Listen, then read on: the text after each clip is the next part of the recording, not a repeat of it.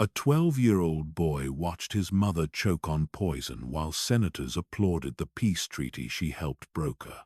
And nobody said a word. This is the story of Darth Decimus, the strategist of ruin, the Sith, who never needed a lightsaber to end a republic.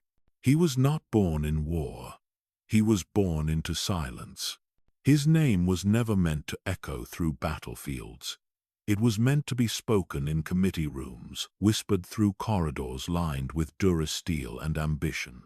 The boy was never expected to raise a weapon, only to bow, smile, and remember everything.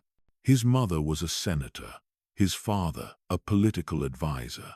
Together, they belonged to the gilded caste of Coruscant's upper core, not nobles, but power brokers. The kind who never touched the rot beneath them, but knew how to use it. The boy's earliest memories were not of play or laughter. They were of conversations he wasn't supposed to hear. Names spoken behind sealed doors, deals written in invisible ink, smiles that carried the weight of veiled threats.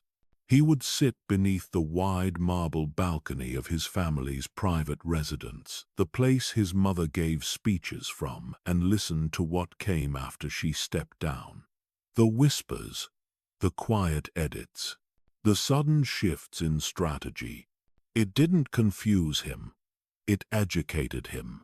By the time he was 6, he knew that peace treaties were just intermissions.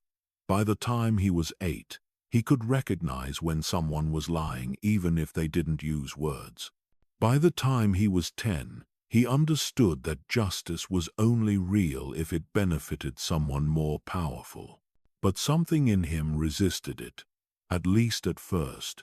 He was quiet, but not cruel, reserved, but not cold. There was a time when he believed he could make things better not through force, but by mastering the rules. He studied law codes for fun. He memorized senatorial procedures. He read ancient republic charters before bed, like bedtime stories. His mother encouraged this. She saw in him not just potential, but purpose. Her goal wasn't for him to follow her footsteps. It was to outstep them. But the closer he got to her world, the more he saw it wasn't hers anymore. She was kind, too kind. The kind of senator who still believed in negotiation. The kind who showed mercy to defeated systems. The kind who didn't see that the galaxy was already preparing to burn. He noticed it before she did, in the way her allies avoided her gaze, in the way her voice was slowly removed from the holonet transmissions, in the way her votes once celebrated began to disappear from the record entirely. And then came the treaty, the last one she ever signed. It was supposed to end a border dispute between two mid-rim sectors, neutral ground, mutual withdrawal, safe passage guarantees. His mother called it a victory for diplomacy. But something was wrong. The boy saw it in the way her hands trembled after the vote, in how she held him just a second longer than usual when she returned home, in how she asked him, softly, "If I wasn't a senator, what would you want me to be?" That night, during the celebration banquet, she drank from the ceremonial cup presented by her rival. Within minutes, she collapsed. Doctors were summoned. Protocols were followed. No one was charged. The official report called it a heart failure. The media mourned her. The Senate praised her legacy. But the boy never forgot the way the man who handed her the cup smiled at him. He didn't cry, not that night, not the next. He simply walked to the marble balcony, stood where she used to stand, and stared down at the empty courtyard. No speech, no farewell. He just whispered a single sentence, "I will never die for people like you." And somewhere deep in the Senate halls, the future shifted. They called it mourning, but it felt more like exile. The boy's life did not stop when his mother died. It simply vanished from the public eye. One moment, he was the son of a senator dressed in polished tunics, walking through Senate corridors with a datapad in hand. The next, he was a quiet shadow behind closed doors, no longer photographed, no longer seen. His father called it protection, but the boy knew better. It was containment. His mother's death had unsettled too many things: votes, alliances, reputations. Her passing was convenient to some, awkward to others, and dangerous to those who still believed in her. The boy was not just her son, he was a symbol of what she stood for. So they buried him too, not in the ground, but in silence. The family estate was sealed from the press. The staff was cut in half. His tutors came at odd hours, entered through back passages, and never spoke unless asked. Even the gardens, once filled with music from Coruscant's floating opera spheres, went quiet. But the boy listened harder than ever. Every whisper, every footstep, every door that opened when it shouldn't. He remembered them all. He began to chart patterns. He watched the servants' faces. He noticed who carried messages and who merely pretended to. He studied his father too. The man did not grieve like a husband. He grieved like a strategist watching a failed plan. Sleepless nights weren't spent remembering her voice, they were spent rewriting contingency plans, contacting old allies, deleting files from the mainframe. He never once said her name aloud again. The boy did not ask why. He already understood. His father had once believed in systems just like she had. But her death proved something neither of them had dared speak aloud, that the Republic was not a machine built for justice. It was a labyrinth built for survival. And those who survived learned to disappear. So he disappeared. Inward. He stopped correcting his tutors. He stopped showing interest in galactic policy.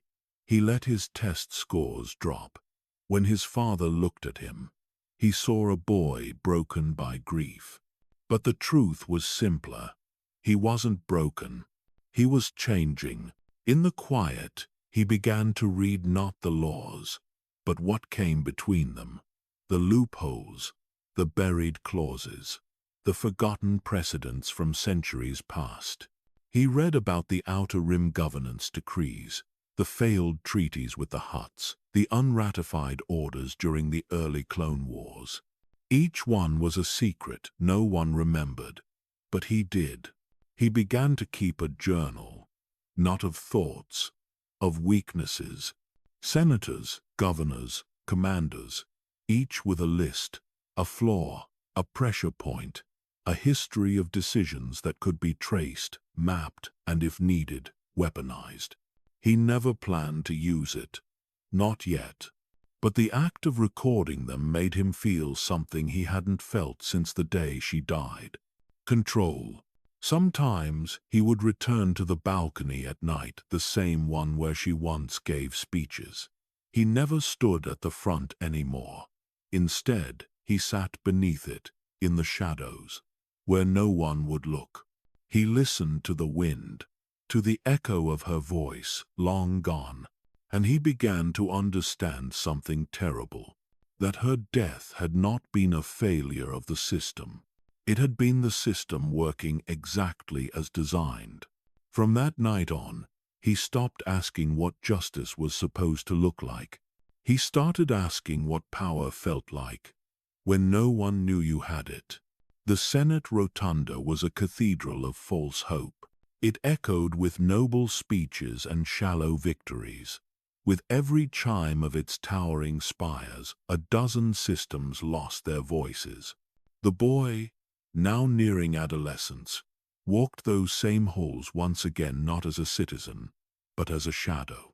No one recognized him anymore.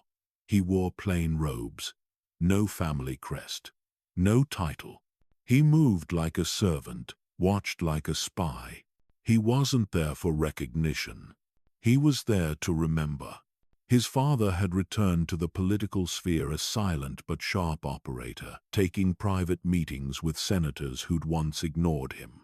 No one said it aloud, but everyone knew. A man who lost his wife to politics had two choices: disappear or become dangerous. He chose the latter, and he brought his son with him. Not officially. The boy's name never returned to the Senate registry, but he was present. Always. Waiting behind doors, listening from archives, watching reflections in transparent steel. At 13, he knew more about internal republic fractures than most sitting senators. There was one meeting he never forgot. It took place in a deep, soundproof chamber beneath the rotunda, the kind used during wartime, the kind without records. The boy waited in the ventilation shaft, still as stone. Below, 5 figures gathered: his father, 2 mid-rim governors, a senator from Ryloth, and a Jedi cloaked, silent, watching. They weren't discussing policy. They were dissecting weakness. Sectors that could be pressured, committees that could be swayed, Jedi masters who'd grown too attached to their clone battalions. One by one, they spoke names. Names the boy had already written in his journal. But hearing them confirmed something. His work was not unique. Others saw what he saw. Others had begun to plan. The Jedi said nothing for most of the meeting, but when he finally spoke, it chilled the boy more than anything else. "If the Republic falls," the Jedi said softly, "it will not be because of the Sith. It will be because we already became them." No one disagreed. No one even blinked. That night, the boy didn't return home. He stayed in the archives, alone, long after the lights dimmed. He walked the empty rows of galactic records. Holograms flickered silently: treaties, rebellions, Jedi trials. He didn't look for answers. He looked for patterns. Civil wars that began as peacekeeping missions. Jedi who fell not in combat but in politics. Empires that rose not by invasion but invitation. The Sith had always been blamed for the galaxy's darkness, but maybe they were just the only ones honest about it. He found an old holobook, damaged, untranslated. It had no title. Its seal was ancient, barely legible, but he recognized the symbol buried within it. Not the Republic crest, not the Jedi Order. It was something older, sharper. A Sith rune. He should have turned it in. Instead, he took it. That night, he opened the first page and saw not words but diagrams, charts of influence, webs of power. Not the Force as energy, but as structure, as control. He felt no temptation, no hunger, no fear. He felt understanding, and for the first time, he wondered if the Sith weren't monsters, but mathematicians, architects of consequence. They didn't destroy worlds out of anger. They simply understood which threads to pull. The marble halls that raised him had always felt cold. Now he knew why. They weren't built for justice. They were built to echo. It didn't happen all at once. There was no sudden moment when the boy turned away from the Republic. No shattering revelation. No confrontation. Only a slow, quiet betrayal. One that even he didn't recognize until it was already complete. He still walked the same corridors. Still bowed when senators passed. Still listened when the Jedi spoke. But inside, something had shifted. He no longer asked who was right. He asked who would last. His father was the first to notice. Not through words, but behavior. The boy no longer corrected lies when they were spoken. He no longer questioned strategy when it served the wrong outcome. He had learned the cost of truth, and he'd stopped paying it.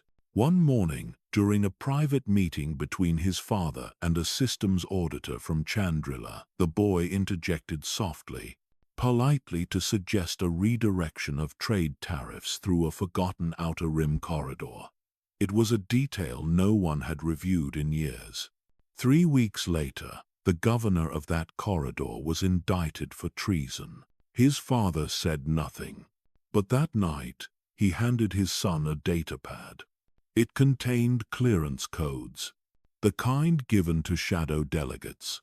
Not official, not traceable, but powerful. No words were spoken, none were needed. It was the moment of succession, not of titles, but of silence. His father had raised him to be careful. The boy had become something else. He wasn't a tool, he was a knife. At 14, he attended his first session of the closed-door war councils not as a participant, but as a silent observer. He watched how Jedi masters deferred to generals, how senators whispered during live briefings, how votes were bought with promises and threats alike. And then he saw something strange. A Jedi young, no older than his mother, had been stand up an object, not to a strategy, but to the war itself. She spoke of refugees, of children turned into weapons, of the Force being twisted by politics. They let her speak. Then they erased her speech from the record. That night, she vanished from the Jedi rolls. No one asked why. No one mentioned her name again. But the boy remembered. Not out of pity, not even anger, but because it confirmed what the Sith holobook had whispered through diagrams and silence. The Republic didn't destroy ideals. It absorbed them, until they vanished. Weeks later, his father collapsed during a diplomatic summit. Medical droids said it was stress. His heart gave out during a speech about peace in the mid-rim. The boy was by his side. He didn't cry. He closed his father's eyes. He took the datapad from his coat. He walked away without speaking. Within the week, his legal guardianship was transferred to a distant cousin, one who rarely visited, and who left him to manage the estate alone. No one stopped him. No one watched him. Because to the Republic, he had already disappeared. But the boy had never felt more present. Every name, every policy, every act of injustice masked as compromise, it was all logged, all memorized. He was no longer beneath the balcony. He was above it, looking down, and he no longer whispered the words his mother once did. He rewrote them, this time, not for applause, but for reckoning. And somewhere in the deepest chamber of the Jedi Temple, a holocron pulsed faintly. Its seal was ancient, its code incomplete, but it recognized a new mind reaching out, not with anger, not with fear, with understanding, and the galaxy would never notice, until it was far too late. War didn't find him. He went looking for it. The Clone Wars began with fire, and most ran from the flames. But Decimus stepped forward, not with a weapon, but with a question. Who was building the fire? He was barely 16 when the Republic began accepting strategic apprentices, minds trained in patterns, logistics, and systems management. Most applicants came from military academies. Decimus came from silence, from back rooms, from whispers no one ever wrote down. He didn't submit a formal application. He submitted a dossier, one that detailed, with surgical clarity, the Republic's 5 most vulnerable supply lines and how the Separatists could destroy them in under a month. They gave him clearance within the hour. No badge, no public record. He was a theoretical contributor, but his strategies were used within the week. And the war changed. Decimus never set foot on the battlefield. He never fired a blaster. But Jedi generals began noticing strange patterns in their deployments, enemy ships falling into traps too perfect to be accidents. Troop movements suddenly reinforced by supply lines that shouldn't have existed. Targets being taken in such precise order, it felt less like war and more like dismantling. Behind each one was a silent file marked with a symbol. Not a signature, not a name, just a sharp, angled line. His commanders called him the Architect. No one knew who he was. They assumed he was older, a career strategist. Some even whispered he might be Jedi intelligence. They were wrong. He wasn't trained by the Republic. He was raised by its failure. Decimus didn't fight for peace. He fought for control, for understanding, for the ability to see a system from above and know where it would collapse. His strategies were beautiful, cold, mathematical, unstoppable. Not one credit wasted, not one clone misused, not one Jedi out of position. But what frightened people was how calm he was. He didn't mourn the dead. He mourned inefficiency. When a Republic battalion was ambushed on Ando Prime, and over 400 clones perished under orbital bombardment, Decimus submitted a revised deployment chart the next morning. No apology, no blame, just a better answer. And yet, something inside him flinched.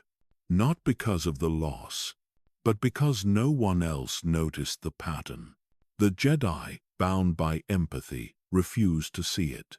The senators, drunk on their own survival, refused to admit it. But Decimus saw it clearly now. The Republic wasn't losing. It was being hollowed out from within. The Clone Wars weren't just a battlefield. They were a design, a way to collapse the old and rebuild the new. Not with votes, not with assassinations, but with exhaustion. One planet at a time, one system at a time, one law at a time. Decimus began working longer hours, not for ambition, but to see if anyone else noticed. He started flagging reports that didn't align, resupply schedules that arrived too early, ship manifests with strange encryption, deployment logs marked by hands that didn't match any known fleet command. He sent his findings upward, quietly, carefully. They were ignored. He wasn't surprised. In fact, he was relieved, because it proved something he'd long suspected. He wasn't serving the Republic anymore. He was managing its decline, and somewhere, deep in the data flow, he found something terrifying. A pattern that didn't belong to either side. A rhythm beneath the war. A shape he had seen once before, in diagrams written in a forgotten Sith holobook. That night, he didn't sleep. He just stared at the stars beyond Coruscant, and whispered, "Someone already won, we just haven't realized it yet." The first time he watched a Jedi break, he didn't blink. It happened on the bridge of a Venator-class Star Destroyer, quiet, clean, without ceremony. The Jedi general had lost his entire battalion during a failed push across Umbara's shadowed plains. When the final transmission came through static and screaming, the Jedi stood motionless for 11 seconds. Then he removed his lightsaber, placed it on the command table, and walked out. He never returned. Decimus read the report hours later. No protest, no emotion, just data, location, casualties, response delay. But in the margins, someone had written a single sentence. He said the darkness felt familiar. That line never left him, because Decimus already understood it. War was not chaos, it was structure. Predictable, logical, mechanical if you could distance yourself from the blood. But Jedi couldn't. They fought like defenders, died like martyrs. They hesitated when they should have struck. They offered peace when silence would have sufficed. Decimus admired their strength, but not their design. He had no master, no code, no robe. Only a desk in a windowless room and a rotating queue of battlefronts. His orders were simple: review, optimize, revise. But over time, something began to shift. Commanders started requesting him directly. Jedi began quoting his movements like prophecy. Some clone officers even built rituals around his briefings, claiming the architect never lost a field he mapped. He told no one the truth, that he had already begun modeling losses, not to prevent them, but to understand what they revealed. Every destroyed regiment exposed a weakness in the system. Every failed assault was a page torn from a larger story. He started keeping notes, not tactical ones, but emotional. He studied how Jedi cracked under pressure, when they asked too many questions, when they ignored orders, when they started writing to each other outside official channels. One Jedi Knight, young, eager, full of hope, sent a report directly to the Council. It exposed command irregularities, suspected infiltration, coordinated misfires. It was intelligent, detailed, precise. It never reached its destination. The knight was reassigned within the week. The battalion was folded into a larger unit. The evidence vanished, and Decimus received a private message. No sender, no header, just one line: continue observing, but say nothing. He didn't need to ask where it came from. He remembered the diagram, the rune, the silence in the Force that didn't feel like absence but presence unspoken. He wasn't just tracking the Republic's collapse anymore. He was being tracked, and somewhere, someone approved. That was the lesson war had taught him. It wasn't the Jedi who survived, or the clones, or the senators. It was the ones who stopped asking why. The ones who understood that control didn't come from victory. It came from becoming the ghost behind every command. He stopped submitting official recommendations. He started embedding them directly in code, rerouting supply lines without oversight, shifting entire fleets through backdoor channels, marking certain Jedi for rotational evaluation without ever signing his name. No one stopped him, because no one knew who he was. He had become a node in the system, invisible, irreplaceable, dangerous. But even in silence, he began to feel it. The weight, not of death. He had long stopped mourning the dead. It was the weight of watching truth die slowly and doing nothing. He no longer believed the Republic could be saved. But a part of him, quiet, trembling still, wondered if he could. And that part was growing weaker. The order arrived without a signature. It never did. Decimus found it embedded in the logistics queue between routine supply requests and casualty revisions. No priority marker, no explanation, just coordinates, a projected resistance estimate, and a single instruction: delay response by 12 minutes. 12 minutes was nothing. On most battlefields, it meant nothing at all. But on this one, it meant the difference between evacuation and extinction. The planet was Ord-Trossi, a minor world, agricultural, low strategic value. But it sat along a hyperspace junction that had recently begun pulsing with unusual traffic. Jedi scouts suspected separatist probing. Nothing confirmed. Decimus ran the numbers. A 12-minute delay would expose the local garrison to full encirclement. Air support would arrive too late. Civilian transports would still be on the ground. He flagged the order. No response. He reran the simulations. changed variables, altered assumptions. Every outcome ended the same way. The garrison would fall.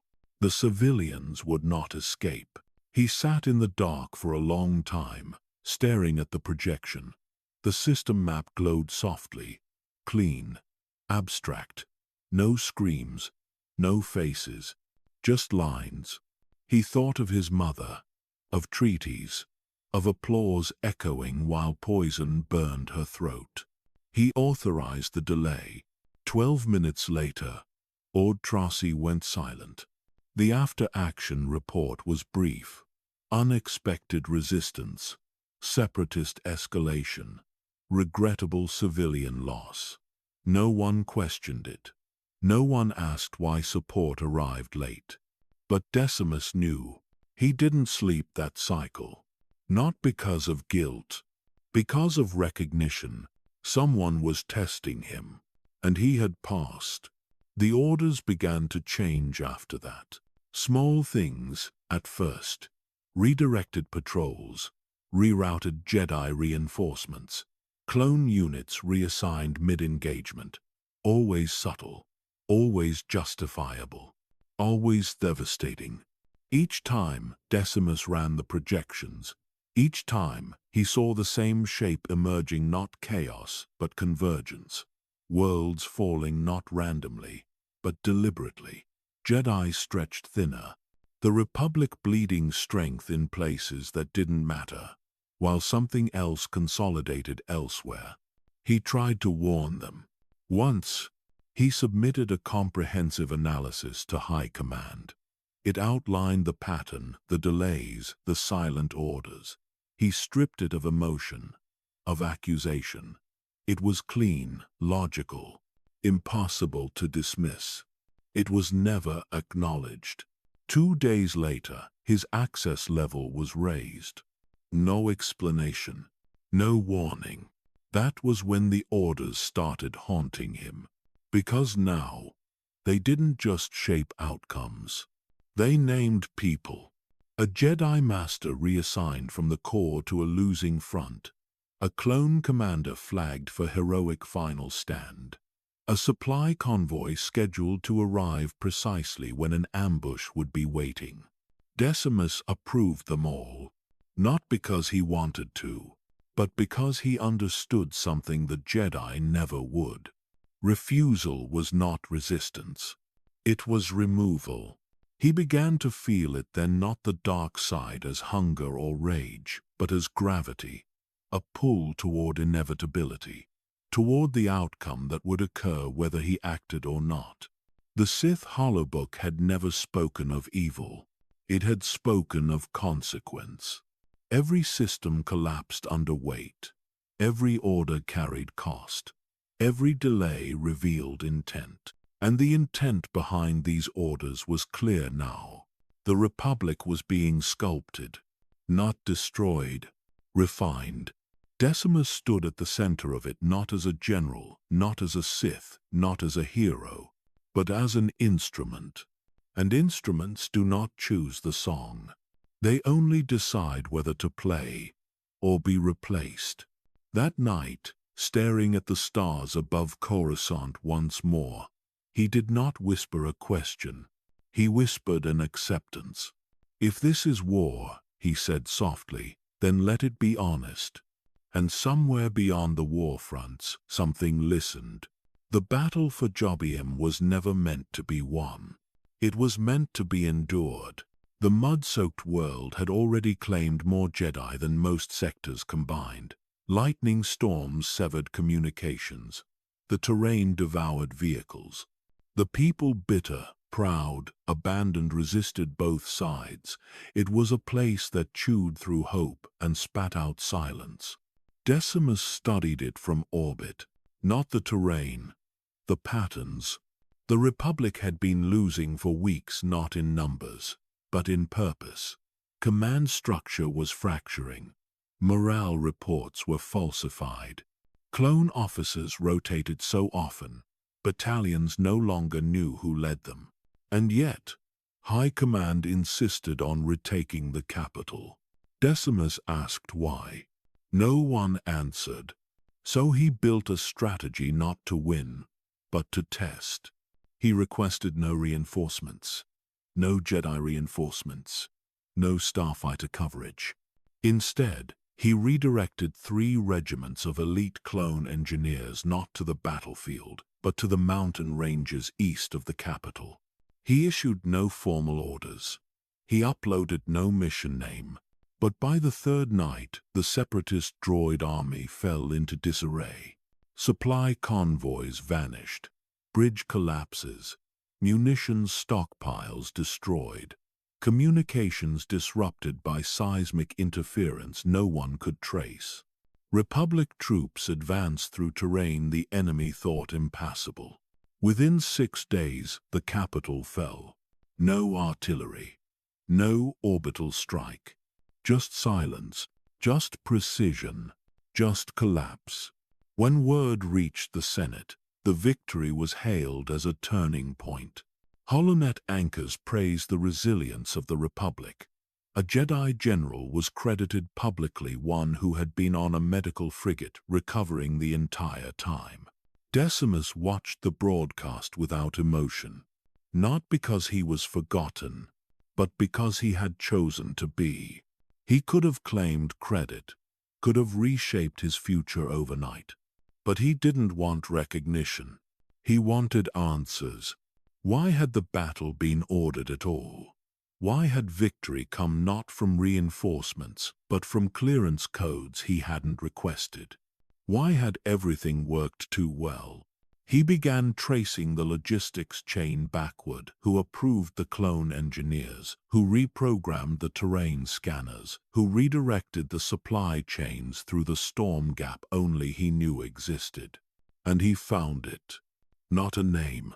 A signature. The same sharp, angled symbol he'd first seen years ago. The Sith rune. Buried in metadata. Not spoken, not announced. Just waiting. He didn't speak for hours. He didn't write a report. He sat at his console, the soft hum of the ship around him, and stared into the silent confirmation he had long suspected. He was no longer orchestrating the war. He was operating inside someone else's. The Jedi never mentioned him. The clones never questioned him. The Senate didn't even know he existed. But someone did, and they had begun giving him the tools not to serve the Republic, but to survive its fall. That night, he reviewed every battle plan he had ever authored. Every ambush, every delay, every lost world. And he began to see the truth. He hadn't been winning battles. He had been building a map, one the Sith could follow, one only he could complete. He could have stopped, could have vanished, could have escaped into obscurity. But as he looked down at Jobium's surface, torn, still burning, silent, he made a choice. He would keep building. Not for revenge, not for victory, but because someone had to know how the galaxy truly ended. Not with fire, but with a design no one remembered drawing. The surface of Coruscant was made of light, but underneath there was only darkness. Decimus had spent most of his life above it, in towers built from transparent steel and speeches, in chambers where silence was just another kind of weapon. But war changed everything, and when the war moved into the shadows, so did he. It began with a dead senator. No obituary, no announcement. Just a sudden absence from committee meetings, followed by the quiet reassignment of staff and property. Officially, he had retired. Unofficially, he had vanished. Decimus was one of the few who noticed the anomaly. The man's voting record had been consistent, loyal to the Republic, cautious of expansion. But shortly before his disappearance, he had voted in favor of a controversial arms shipment to a sector already marked for evacuation. The shipment never arrived. The world fell within days. It wasn't a mistake. It was a signal. And Decimus followed it. The senator's last recorded access code led not to a war room, but to an old industrial complex beneath the mid-levels, a transit hub long since condemned. Security footage had been wiped. No droids were present, just dust and echoes. Most would have turned back. Decimus stepped forward. The further he descended, the more he felt it, not fear, but alignment. The sense that something long buried was waiting to be remembered. Not a person, not a weapon, a truth. The sublevels of Coruscant were a graveyard of forgotten intentions. Old political chambers, once used during the early days of the Republic, stood untouched. Rusted banners of long-defunct trade guilds hung limp in the stagnant air. Stone corridors carved before the Clone Wars, before the High Republic, before even the Jedi controlled the Senate. No lights, no gods, only memory. In a sealed vault marked with a Republic crest so faded it barely resembled its original shape, he found it. Hidden beneath a floor panel, surrounded by shattered datapads and bones. A cube. Its edges pulsed faintly. Not red, not violent, just aware. He recognized it instantly. Not from experience, from the sketches, the diagrams, the incomplete archive illustrations buried deep in restricted archives. A Sith holocron, the kind the Jedi claimed to have destroyed, the kind that didn't survive the Jedi Civil War, the kind no one admitted still existed. It didn't open with a touch. It opened with understanding. As his fingers traced the glyphs, the cube shimmered, not with power but with precision. It wasn't glowing. It was waking up. A voice, old, tired, male, filled the chamber. Not loud, not grand, just patient. No one listens until they lose everything. The holocron did not ask his name. It didn't test his will. It simply began speaking. It told stories not found in Republic records, of wars that never ended, of Jedi who were not heroes, of Sith who were not mad, of truths the galaxy had buried beneath the illusion of order. It didn't try to convert him. It didn't need to, because it wasn't offering power. It was offering clarity. And for Decimus, clarity had always been the rarest resource. He sat in that chamber for hours, listening, not to a doctrine, but to a structure, a framework of control, consequence, and survival. It didn't promise justice. It explained why justice had always failed. And as the holocron whispered, he realized something he could never unlearn. The Sith hadn't lost the war. They had become the war. The voice did not command him. That was the first thing Decimus noticed. It did not demand loyalty. It did not promise dominance. It did not threaten punishment or reward. It spoke the way history speaks, slowly, carefully, with the weight of certainty rather than force. The chamber remained dark, but the holocron's faint glow reflected off the stone like memory surfacing through water. Decimus did not move. He did not interrupt. He understood instinctively that this was not a lecture. It was a confession. The voice spoke of the Jedi Civil War not as legend, but as consequence. It spoke of Revan not as hero or traitor, but as an inevitability. A mind that had seen the galaxy clearly and paid the price for saying so aloud. The Jedi feared clarity, the voice said. So they called it corruption. Decimus felt no surge in the Force, no heat, no pull, just recognition. The holocron explained the Sith not as destroyers but as record-keepers of failure. They observed cycles, republics rising, orders fracturing, Jedi turning inward. Again and again. Each collapse followed the same pattern. The Jedi protected peace until peace demanded sacrifice. The Republic expanded until expansion demanded control. And when control required cruelty, both pretended not to see it. The Sith did not pretend. They documented it. They preserved the truth others erased. Decimus listened as the holocron described doctrines older than the rule of two philosophies abandoned because they were too honest. It spoke of Sith lords who never sought empires, only understanding. Of wars that ended not with victory, but with absorption. The dark side is not hunger, the voice said quietly. It is awareness without comfort. That sentence stayed with him, because it described everything he had lived through. The holocron did not teach him the Force. It assumed he already knew it existed. What it taught him was structure, how belief shaped systems, how fear shaped obedience, how hope delayed collapse. It showed him diagrams similar to the ones he had seen years ago, the same angled lines, the same symbols buried in Republic code.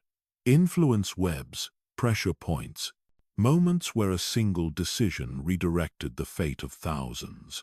Decimus realized then that his work had never been accidental. He hadn't found the Sith, he had followed them. The voice began asking questions, not tests, but confirmations. Do you believe the Republic can survive truth? Do you believe the Jedi will ever choose sacrifice over image? Do you believe power should belong to those who pretend not to want it? Decimus answered none of them aloud. He didn't need to. The holocron responded anyway. Then you already understand. Hours passed, or minutes. Time dissolved inside the chamber. The city above continued its endless hum, unaware that beneath its foundations, something ancient had found a mind prepared to listen. When the voice finally faded, it left no final command, no oath, no binding, only a single instruction, spoken softly, almost kindly. Do not destroy the Republic. Let it reveal itself. Decimus closed the holocron. His hands did not shake. He did not feel transformed. But when he stood, the silence felt different, sharper, as if the galaxy had lost the ability to lie to him. He concealed the holocron inside his cloak and ascended toward the light above Coruscant, not as a convert, not as an acolyte, but as something far more dangerous, a witness. Clarity was not a comfort. It was a consequence. Decimus returned to the surface with the holocron hidden in a sealed compartment, cold against his chest. He didn't speak to anyone, didn't send a report. But something in him had changed, not in appearance, not in behavior, but in posture. He had stopped asking why. The voice from the holocron still echoed in his mind, quiet, sharp, without pity. It had shown him how doctrine was built. Not to inspire, not to protect, but to preserve control. The Jedi taught peace as a defense. The Republic taught peace as a product. But the Sith taught peace as an illusion, a pause between collapses. And once he saw that, he couldn't unsee it. In the weeks that followed, Decimus began testing what he had learned. Not through violence, through silence. He stopped submitting revisions to broken strategies. When commanders made flawed decisions, he let them unfold. When senators proposed doomed initiatives, he watched them fail. He did not intervene. He observed. And the results confirmed everything. The system did not correct itself. It did not seek truth. It did not protect its people. It sought equilibrium, even if that equilibrium meant decay. The Republic would preserve itself at any cost, even if that meant accelerating its own collapse. He understood then that doctrine, real doctrine, was never about what was said. It was about what was allowed. So Decimus began building his own, a doctrine without mercy. He revisited old battle reports. looked for patterns of resilience, the units that adapted without oversight, the commanders who acted without permission, the Jedi who broke from tradition when it became a weakness. He documented them, not to reward, but to isolate.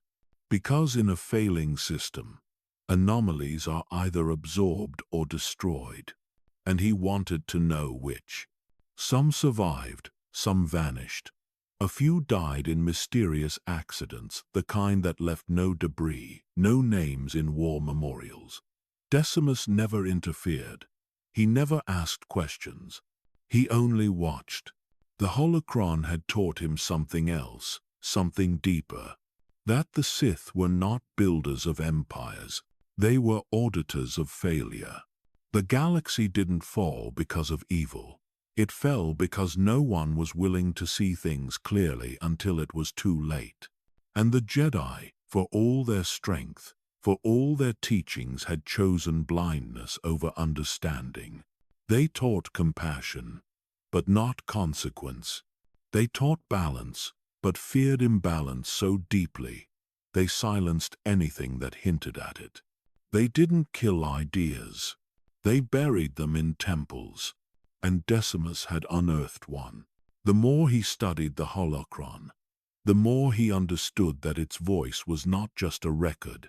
It was a filter, a way of seeing. And through it, the Jedi became predictable. Their patience was exploitable, their codes inflexible, their morality timed.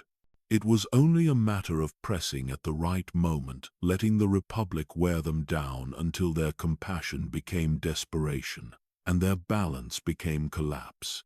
That was the Sith's real power. Not rage, not fear, clarity. Clarity that expected nothing from the galaxy, except that it would eventually destroy itself. Decimus didn't smile. He didn't feel triumphant. He felt quiet, like he had finally stepped into a room he'd been walking toward his entire life, and now there was no door behind him, only forward. He closed the holocron for the last time, not because it had nothing left to teach, but because it had taught him the final lesson. Mercy is the first step toward betrayal. He stopped asking why, not out of surrender, but evolution. For years, Decimus had searched for meaning in policy, in war, in the fractured language of the Republic's dying ideals. He had chased reasons behind betrayal, logic behind corruption, structure behind the chaos. But now, he understood. There was no why at the heart of the galaxy, only motion. Power moved, control moved, belief moved, and those who stood still, who demanded purpose from a machine designed only to operate, were crushed beneath it. He began to move differently. Not outwardly. He still attended the same briefings, still submitted the same flawless data, still played the role of distant strategist. But his decisions no longer came from hope. They came from pattern, from clarity. He reviewed war fronts, not to win them but to map the inevitable. He traced the Jedi's final strongholds, not to protect them, but to understand how much time they had left. He didn't warn them. He didn't reach out. He simply watched. And when he saw the first Jedi truly crack, he felt nothing. The young knight had been assigned to Ando Prime. She was outspoken, brilliant, idealistic. She'd resisted orders before, but only when she believed lives were at stake. She wrote letters to the council. She kept hollow records of her meditations, hoping to document the emotional toll of war on the Order's younger members. Decimus accessed one of them. Her voice shook, not from fear, but from something worse. Disillusionment. "I thought we were protectors," she said. "But now, I don't know what we are." She was gone within the month. Not dead, just reassigned. The kind of reassignment no one spoke about. The kind that led to the Outer Rim. to battles without names, to systems that never sent reports home. Decimus archived her holo-recordings, not because he mourned her, because her fall had been precisely on schedule. The pattern was tightening. The Jedi were collapsing not from battle but from inside. And still, no one saw it. That was what haunted him now. Not guilt, not regret, but the staggering scale of the blindness. The Senate still held votes. The Republic still broadcast speeches. The Jedi still spoke of hope, of destiny, of the light. But underneath it all, Decimus could feel the silence growing. He knew what it meant. The Jedi wouldn't die in fire. They would die in confusion. In the moment between loyalty and clarity, when they realized that what they protected no longer existed. That was the death he had already lived through. The death of why. He returned to the vault beneath Coruscant one final time. The holocron remained dark, inert, as if it had finished what it was meant to do. He left it there, not out of fear, out of understanding. The holocron was not a teacher. It was a mirror, and Decimus no longer needed it to see himself clearly. He walked the halls of the Senate one last time, passing faces that didn't recognize him, voices that once ruled his world. They all moved with purpose, but none of them knew who they served anymore. He did. He didn't need a throne. He didn't need a saber. He didn't need a title. He had clarity, and clarity didn't scream. It waited. It was supposed to be a routine assignment, a skirmish near the edges of Republic-controlled space. Separatist raiders, a supply lane compromised, tactical cleanup, nothing worth remembering, nothing worth recording. But someone had rewritten the orders. Decimus arrived alone, embedded with a civilian transport that never filed its return beacon. His coordinates had been altered mid-flight. The star maps provided to his ship were outdated. The communications relay was offline before he landed. No one was waiting for him, and no one ever would be. The official report filed 2 days later was brief. The vessel had been lost. Enemy interference. No survivors. His name was added to the fallen, memorialized, buried with honor. But Decimus wasn't dead. He was watching. From the edge of a cliff, on a planet whose name was scrubbed from most Republic archives, he stared down at the crash site that had been staged for him. The debris was real, the damage deliberate, the corpses borrowed. It was a message. Someone had made him disappear, and he had allowed it. He left no signal, no trace. He didn't try to call for help. Deep inside, he understood. This was not a trap. It was an invitation. The wind on the planet was cold, but not harsh. The sky burned violet in the evenings, streaked with storms that never reached the ground. The land was quiet, untouched. No cities, no traffic. Just ruins that predated the Republic. It took 3 days for the figure to arrive. Cloaked, silent, watching from the horizon like a mirage that refused to fade. He did not approach with a weapon. He made no demands. He simply sat beside Decimus as the third sun began to rise. Neither of them spoke, not for hours. And when the man finally did speak, his voice sounded like stone being carved. "You've already made your choice. Now you must understand it." Decimus didn't ask who he was, because part of him already knew. This was not a Sith of the modern age.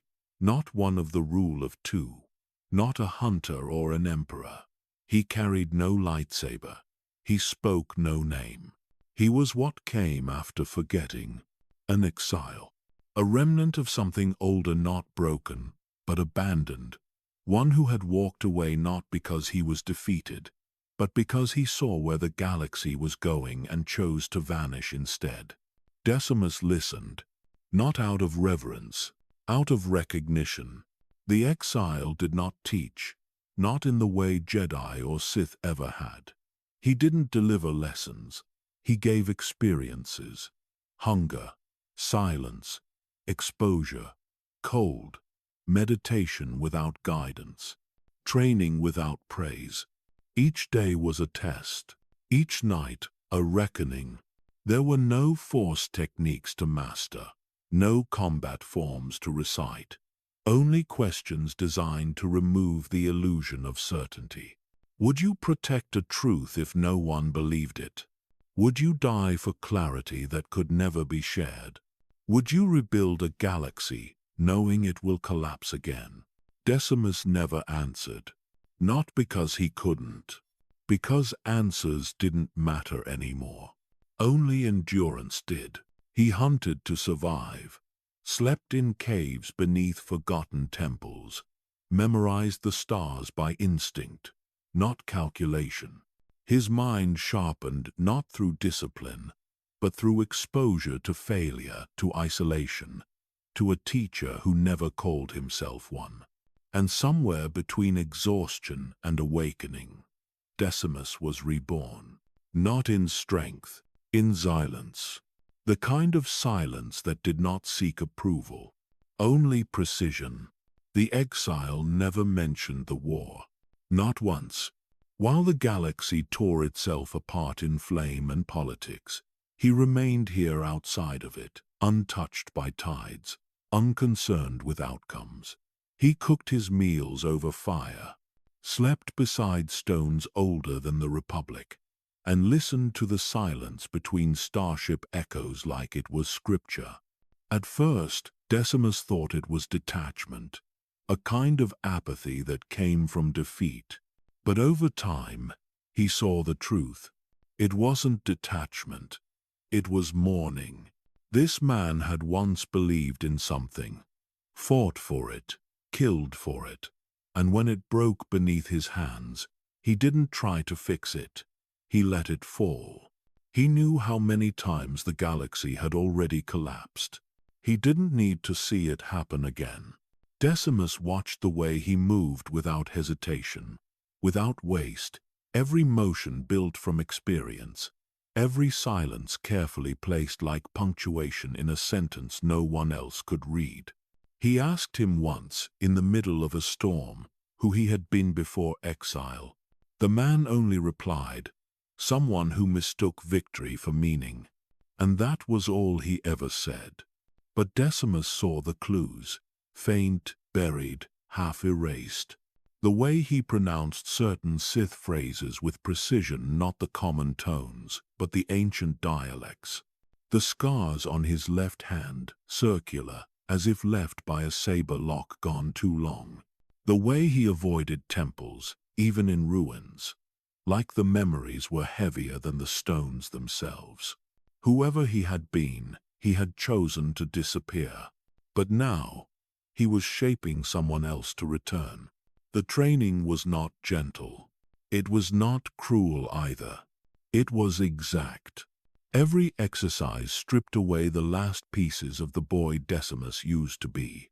Every question burned away the false clarity he had once mistaken for truth. The Sith holocron had shown him structure.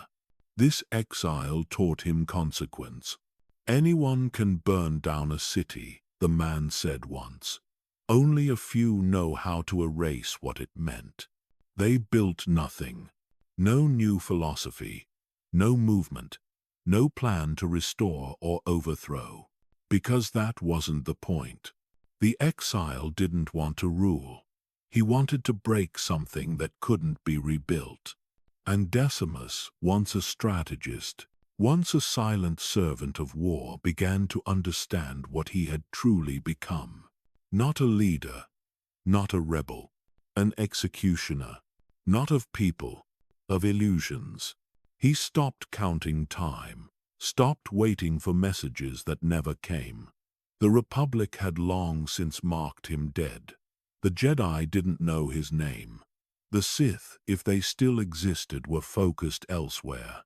And still, the exile trained him. Not for battle, for return. "You'll go back," he said one morning, staring into a dead fire. "Not to take sides, not to wear a symbol.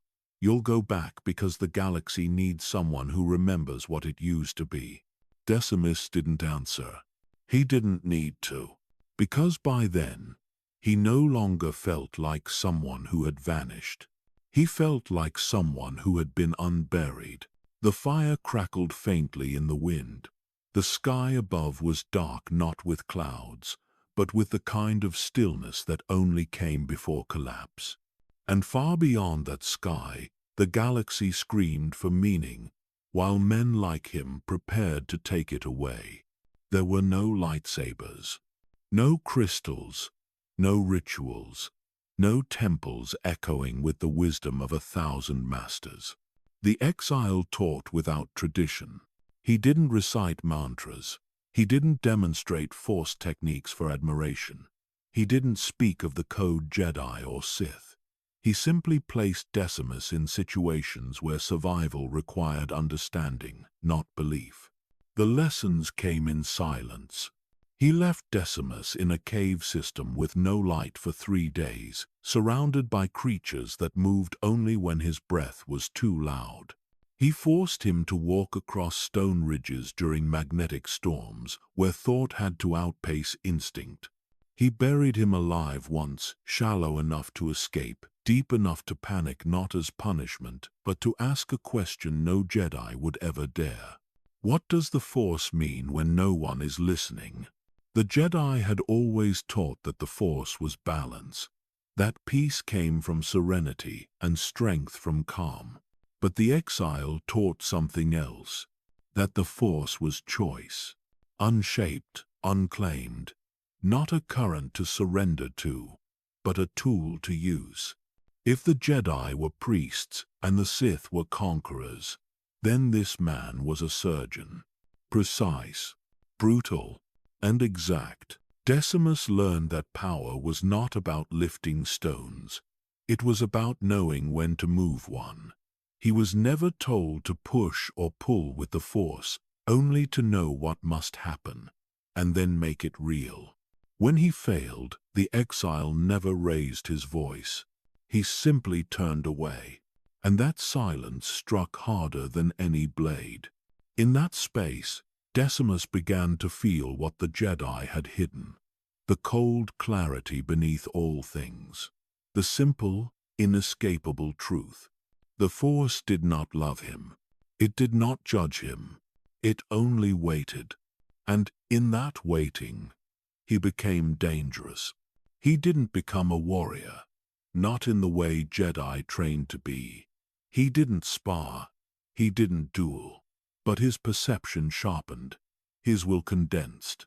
He could walk through the forest and feel every insect shift beneath the moss.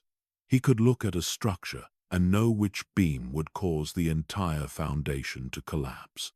He no longer needed a lightsaber. He had understanding.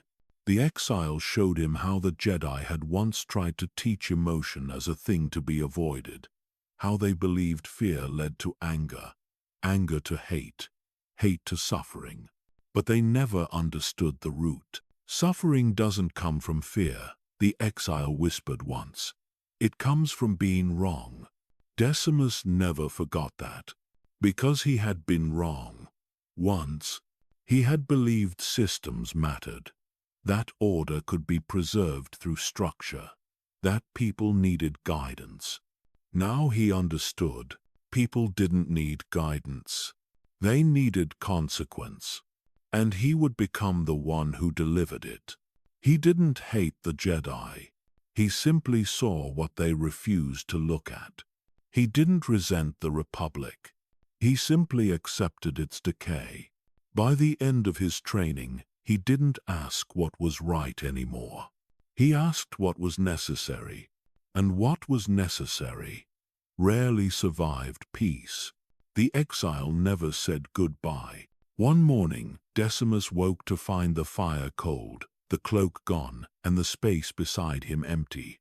No footprints, no trail, only silence. It didn't surprise him. His training had never been about inheritance.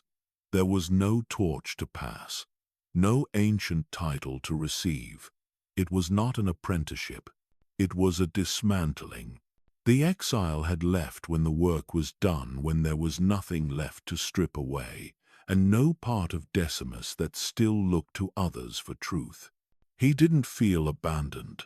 He felt released. He remained on the planet for another month, not out of hesitation, but precision.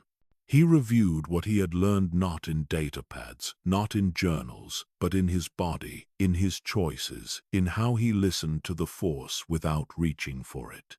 He hunted one last time, walked the old ridgelines, sat in the hollow where he had first met the exile, and whispered a final question into the wind. It wasn't why. It was how soon. Because the moment was coming. He could feel it. Across the stars, the Republic was thinning. Jedi were dying. Systems were trembling with choices that could no longer be delayed. The center would not hold. The war was no longer a matter of strategy. It was becoming prophecy. And when that moment came, he would return. Not with banners, not with followers, but with clarity. He stole a ship from a forgotten smuggler route, a rusted freighter half buried beneath a collapsed mesa. He rewired it by instinct, ignited its engines without thought. Navigation was unnecessary. He didn't need a destination, only a direction toward collapse. His first contact was with a warlord, a former separatist general turned pirate king. Hiding in the rim and bleeding abandoned worlds, he offered Decimus a place, weapons, credits, territory. Decimus declined, not with words, but with silence. The warlord's fleet disappeared within 2 days. No survivors, no witnesses, only static. The legend began to spread of a figure with no name, no flag, no allegiance. A strategist who answered to no one, who appeared only when systems reached their breaking point and pushed them further. Some said he was a Sith. Some said he was a Jedi weapon gone rogue. Others believed he was a ghost. He encouraged none of it. He remained unseen, spoke only when required, left no signature. But wherever he passed, doctrines cracked. Not through invasion, through collapse. He didn't destroy armies. He infected certainty. He didn't assassinate leaders. He dismantled belief. One by one, he found those clinging to structure: Jedi, separatist, Republic loyalist, and gave them a single choice. Tell me what you serve, then prove it deserves to live. None of them did. He did not torture. He did not rage. He simply listened to their answers, and when they faltered, he ended them. Not as punishment, as confirmation. By the time whispers of him reached Coruscant, he was already gone. By the time the Jedi began asking questions, they were already surrounded. By the time anyone realized he had returned, it was already too late. Because Decimus no longer had a master. And without a master, there was nothing left to betray. Only truth, and the truth had no mercy. He returned without announcement. No celebration, no title, no ceremony. Only a new face among the shadows of the Empire, veiled, armored, silent. To most, he had never existed. And to those who still remembered the name Decimus, he was already dead. That was the point. The man who stepped into the new Sith Empire's war machine was not the boy who once walked Senate halls. He had no lineage, no past, only function. The Empire didn't question him. It had no time for questions. It was fractured, still healing from internal betrayal. struggling to maintain order in the wake of failed crusades and shifting alliances. The Dark Council had grown bloated with infighting. Sith Lords warred with each other as often as they did with the Republic. Soldiers followed whichever banner promised them survival. And then he arrived. They called him the Executor. No origin, no house, no master. He gave no speeches. He claimed no ideology. He wore the Empire's colors, but not its pride. His armor bore no insignia. His lightsaber, when revealed, was plain, almost austere. But the moment he entered a battlefield, systems began to fall in sequence. He never commanded from the front. He did not inspire. He did not lead. He directed. Every engagement moved with mechanical precision. Republic outposts crumbled before reinforcements could arrive. Blockades shattered through impossible gaps. Enemy generals surrendered without a shot, not from fear, but confusion. They didn't understand what they were fighting, because it wasn't a warlord. It was a mind. The Empire noticed, so did the Council. But no one dared intervene, because in Decimus, they saw something they had never seen before in their own ranks. Control without chaos. And chaos was the one thing they had never been able to tame. He was sent deeper into the core to systems the Empire had never truly held. Planets that had resisted every occupation. Worlds where resistance was etched into the culture. Where Republic loyalty was measured in generations. He took them in weeks. Not with superweapons. With pressure. Infrastructure collapsed before the troops arrived. Communications turned on themselves. Enemy supply chains were rerouted to starvation points. By the time Imperial banners were raised, the population barely resisted, because there was nothing left to resist with. But for all his precision, Decimus remained quiet. Even among Sith, he rarely spoke. When summoned to the Council, he answered only what was asked. When offered more territory, more influence, he declined. He refused apprentices, declined honor guards, ignored praise. Because none of it mattered. He hadn't come for power. He had come for something else. He didn't know what to call it. He only felt its absence. Every victory left him colder. Every system conquered added weight. And every time he stared into the ruined faces of those who surrendered without understanding why, he remembered a time when he'd believed things could be fixed. That belief was gone, but its echo remained. He carried it like a scar. He could not explain the memory of a mother who died for ideals, of a republic that lied through ceremony, of Jedi who mistook silence for wisdom. He never spoke of them.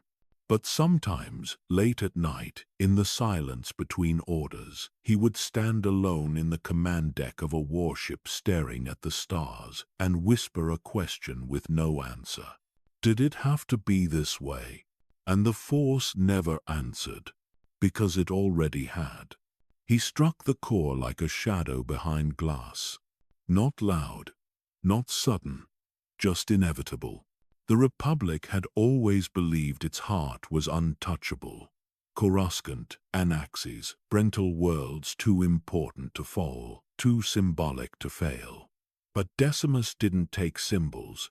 He took supply lines, memory, language. He studied how people thought about loyalty, how they defined it, how it broke. Then he stripped it away, not through terror, through confusion. Entire sectors found themselves under Sith control before they realized the war had shifted. The first time the Republic responded, it was already too late. The Empire hadn't just occupied systems. It had erased them from planning. Decimus didn't need a fleet for every planet. He didn't burn cities, he corrupted timelines. He would allow a world to think itself free, maintain its local council, its banking sector, even its planetary security. But the moment it made a decision, it realized it no longer had one. Because the decision had already been made. In the dark, in advance, by him, the core began to bend. Not collapse. Bend. Academies rewrote their histories. Neutral colonies rerouted resources to Sith-held space. Communications hubs shifted languages from basic to Sith dialects in subtle, slow pulses. By the time the Senate noticed, the core had begun to drift from itself. And Decimus never claimed credit. The Sith Empire did. It issued proclamations, delivered speeches, showcased new governors, but those governors never knew who had placed them. Those Sith lords never knew which reports had guided their victories. They thought they had seized control. They hadn't. They had been handed it by someone who didn't want it. Because Decimus wasn't building an empire, he was testing it. Each planet taken was another hypothesis. Would the Sith collapse under their own weight? Would they devour their own victories like the Republic had? Would they see what he saw? They didn't. They celebrated, argued over borders, squabbled in council chambers about who had earned what prize. And the more they spoke, the quieter Decimus became. He began pulling back, not as defiance, as study. He watched from orbit as his own victories were reshaped into narratives, as Sith lords took credit for operations they never commanded, as young acolytes wrote doctrines based on reports they never understood. It was the Republic all over again, just wearing a new mask. And, for the first time since his exile, Decimus felt something close to emotion. Not regret, not anger. Just a kind of grief too old to be named. He stood aboard a dreadnought as it hovered over the smoldering skyline of Humberine, once a jewel of commerce, now reduced to strategic compliance. Its people hadn't fought, they hadn't resisted. They had simply forgotten what they believed in. He watched their capitulation broadcast across 3 systems, listened as Imperial announcers declared it a triumph of Sith strength. But in his mind, it sounded different. It sounded like a funeral. He turned away from the screen, and for the first time in years, he whispered something that surprised even him. "We're not winning. We're just the last ones left standing." And even that wouldn't last. The orders kept coming. Campaigns, targets, names, worlds marked for subjugation, Jedi marked for execution, governors marked for correction. Decimus read them without emotion. He didn't question them. He didn't refuse. He obeyed. But something had shifted. Not in his performance, his results remained perfect. Systems still fell. Supply chains remained intact. Victory reports bore his silent influence. But inside, the calculations began to feel hollow. He had once seen these directives as tools, steps in a larger equation. Now they felt like echoes, as if someone else had written them long ago, and the galaxy was simply replaying them out of habit. The Sith had won, but they hadn't changed. They still craved visibility, still obsessed over titles, rituals, ranks. The council debated over petty territory while pretending to shape the future. But Decimus didn't want a future. He wanted to understand what had happened to the past. And that wasn't in the orders. One name caught his attention. A Jedi Master, old, exiled, forgotten. She had disappeared after the war's 2nd year. Rumors claimed she had refused to fight after her Padawan died on Terrace. She lived now on a moon in the Corlean Drift, alone, no longer connected to the council. no longer part of the Order. The Empire labeled her a symbol of unresolved rebellion. They ordered her death. Decimus arrived without fanfare. No fleet, no escort, just silence. He found her tending a field of moss beside a crumbling temple. She didn't ignite her saber. She didn't plead. She didn't fight. She just looked at him and said, "You're not here for them." He said nothing. Because she was right. He wasn't there for the council, or the empire, or even for himself. He was there because she had stepped out of the machine, because she had seen what he had seen. They sat beneath the ruins for an hour, watching a storm roll across the horizon. She didn't try to sway him. She asked him nothing. She simply said, "When you're done breaking the galaxy, what do you think will be left to carry it?" And he had no answer, because he hadn't thought that far. Because maybe he wasn't meant to. He left her alive. He didn't tell the council. They assumed she was dead. The orders continued, but he stopped following all of them.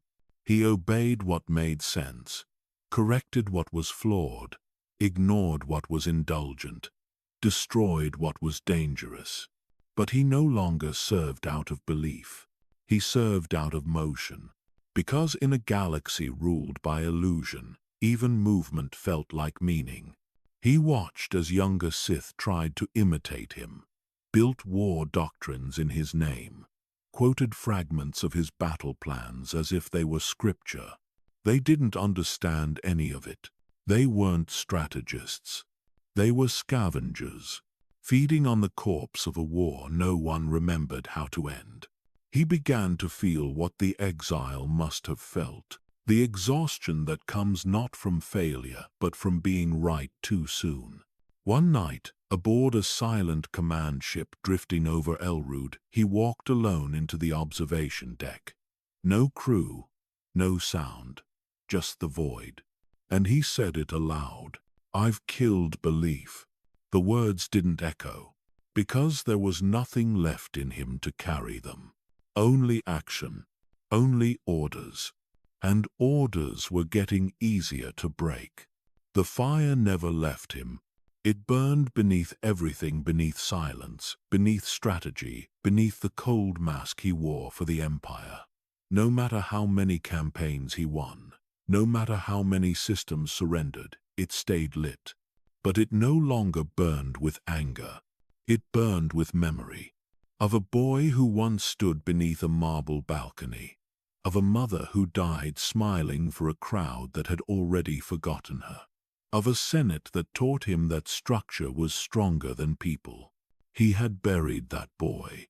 But the boy had never stopped watching. Every time he ordered another planet subdued, he felt it. Every time he rewrote a culture in the name of order, he remembered.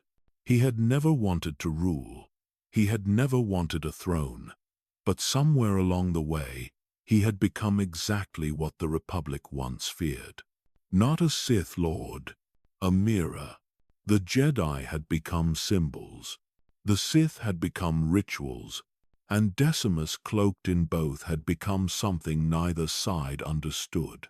He didn't need the Force to crush a world. He didn't need armies to rewrite allegiance.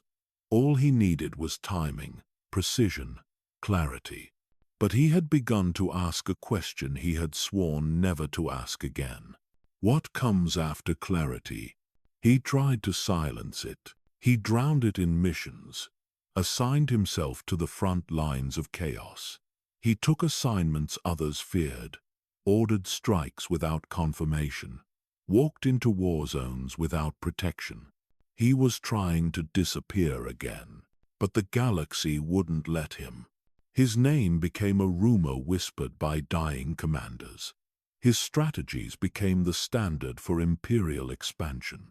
His silence became feared more than 1,000 battle cries. And still, the fire burned. One night, above the conquered cityscape of Contrum, he walked the ruins alone. His officers had tried to stop him. He ignored them.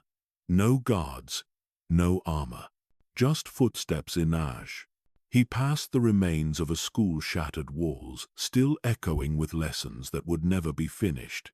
He saw a child's drawing etched into the stone, somehow untouched by the destruction. It was of a Jedi, smiling, holding a blue saber. He stared at it for a long time, then turned and walked away. He didn't destroy it. He didn't erase it. Because even now, surrounded by victory, drowning in silence, he still felt it. The possibility that somewhere beneath the fire, the boy still remembered what it felt like to believe. He never returned to the command deck. He left no message. He simply boarded a scout vessel alone and vanished from the fleet. No destination, no coordinates, just motion, towards something he couldn't explain. He was not defecting. He was not retreating. He was listening for whatever voice might still exist that didn't want to rule the galaxy, but understand it. And somewhere, far beyond the war, far beyond the credits and systems and banners, something whispered back, not in language, not in power, in flame. The city was already burning when he arrived. Not from his command, not yet. Duro's skies were ablaze because someone else had tried to resist. The first wave of orbital bombardments left jagged craters where landing platforms used to be. Firestorms raged through the atmosphere, carried by winds that once smelled of sea salt and stardust. Now, they carried ash, and beneath it all, wrapped in shadows, stood Darth Decimus, silent, steady, and unblinking. He had seen 100 worlds fall, but this one was different. This one had once been his. Not in name, not in heritage, but in memory. He had trained here once, during a peacekeeping assignment in his early Republic days. He remembered the river towers, the smoothness of the stone walls, the way the city glowed from the inside at dusk. And now, those same towers split like bone beneath the weight of Sith artillery. The city didn't glow anymore. It bled. He gave no orders.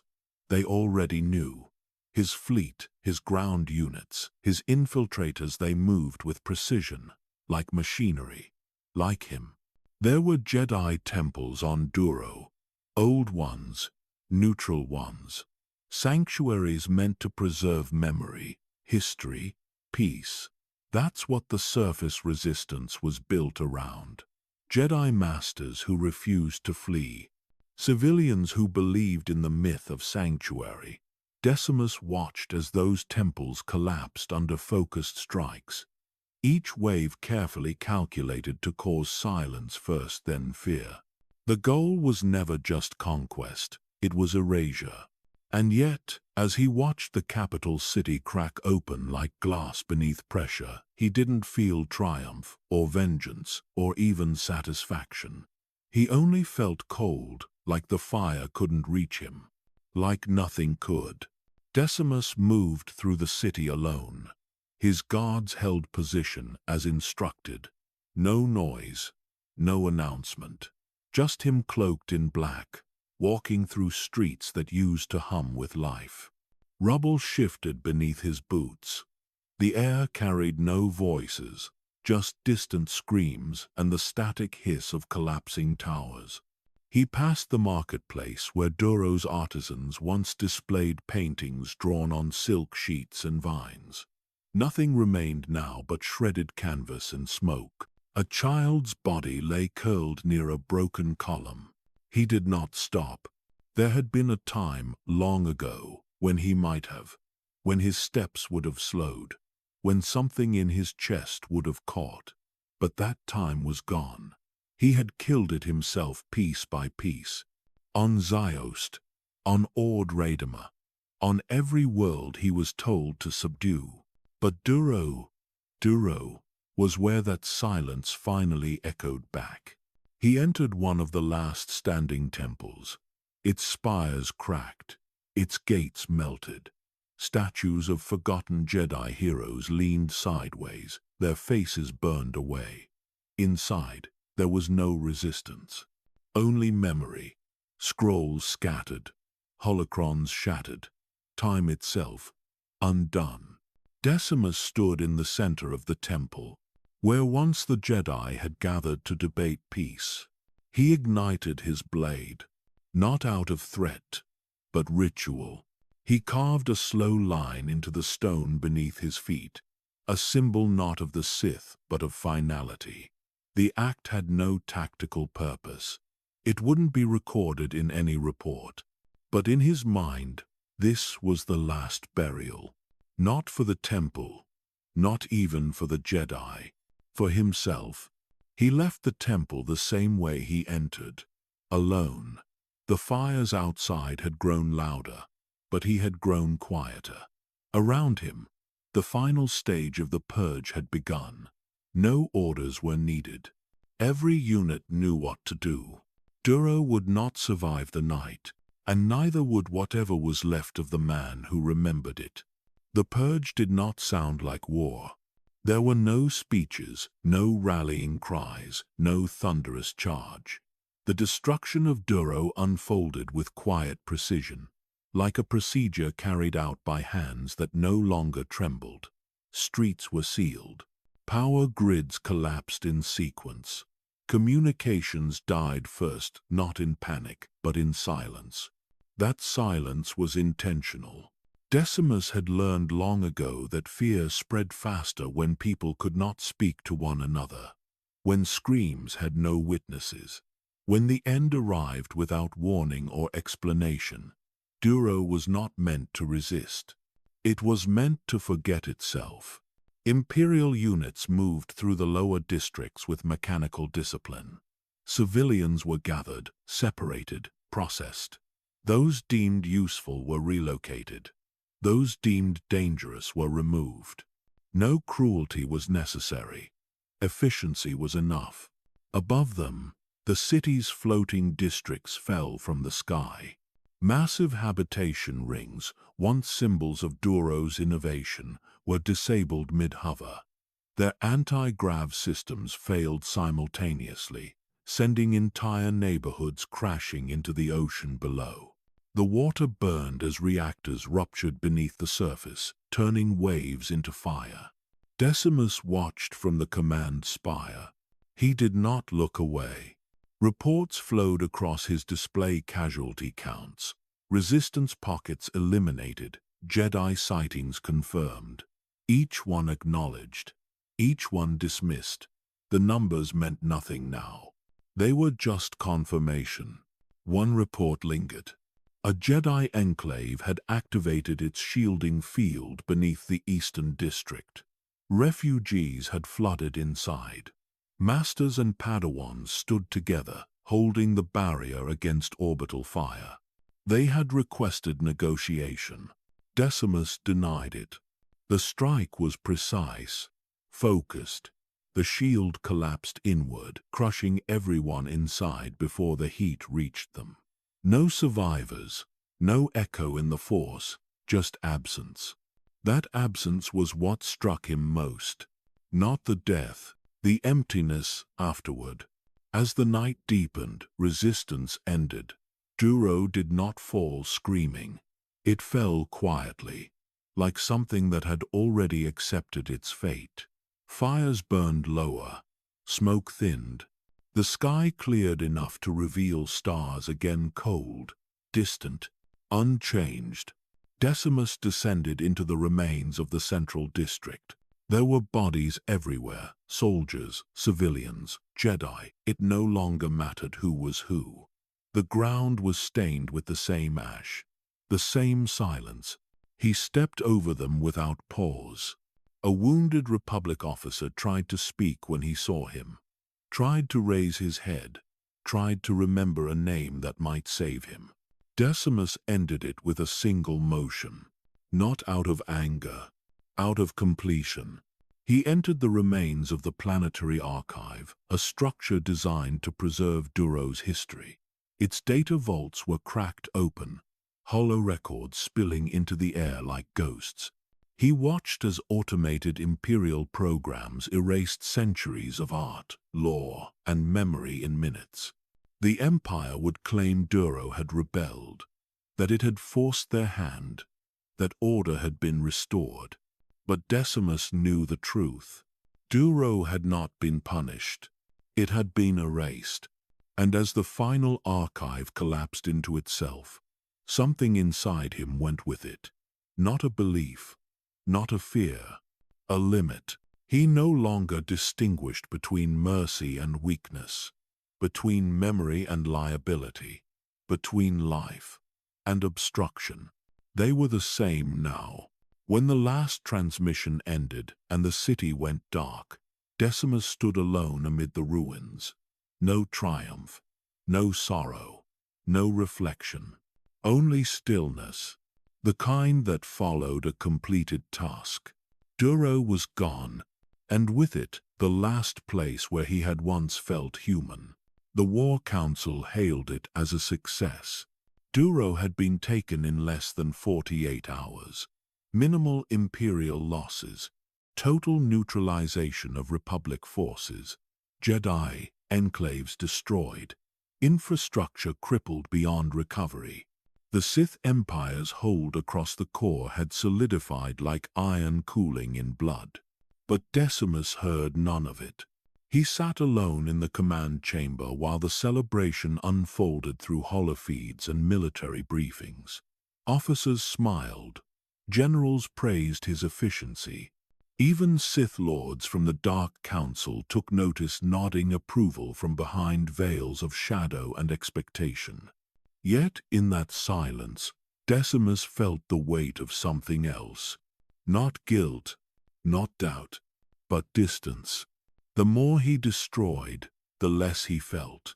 The more efficient he became, the harder it was to remember what had once mattered. He could still recall his father's voice, still picture the boy who had once dreamed of rebuilding broken systems. But those memories no longer brought clarity, only confusion. At night, when the skies of Duro were lit only by ash and the sea boiled at the shorelines, Decimus would walk through the remains of the old spaceports. Steel twisted like bones, transport ships frozen mid-evacuation, civilians vaporized before they could flee. It was quiet there, too quiet. And he began to realize something that frightened even him. The silence wasn't around him. It was inside. He no longer heard the Force the same way. The whispers of life, the emotions that once pierced through his armor, they were gone. Or perhaps blocked. It was not the raw fury of the dark side that unnerved him. It was how calm it all felt now. How easy. Even when he stood above the wreckage of a temple that had housed younglings, there was no hesitation. He didn't feel power. He felt function. His orders had become a rhythm, precise, emotionless, complete. And those around him, soldiers, Sith, admirals, looked at him with a reverence that felt hollow. They saw a weapon, a mind sculpted for conquest. No one asked who he was beneath the robes. No one cared. And so he gave them what they wanted. Another campaign, another slaughter, another system folded into darkness. But with each victory, he grew quieter, not outwardly, inwardly, as if his soul had pulled itself further into shadow, too ashamed to witness what remained. There were moments, brief and unspoken, when he would stare at the faces of those he killed, frozen in terror, mouths open in screams that never finished. And for a split second, he would wonder what they saw when they looked at him.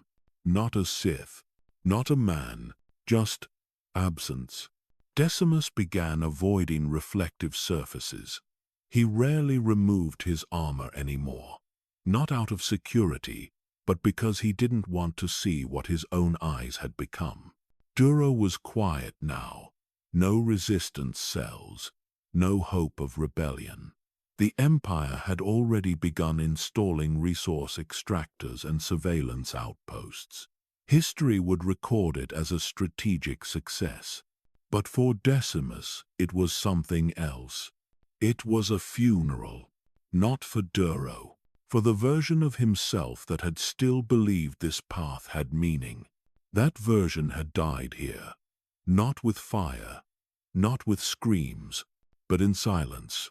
The kind that seeps into the bones and never leaves.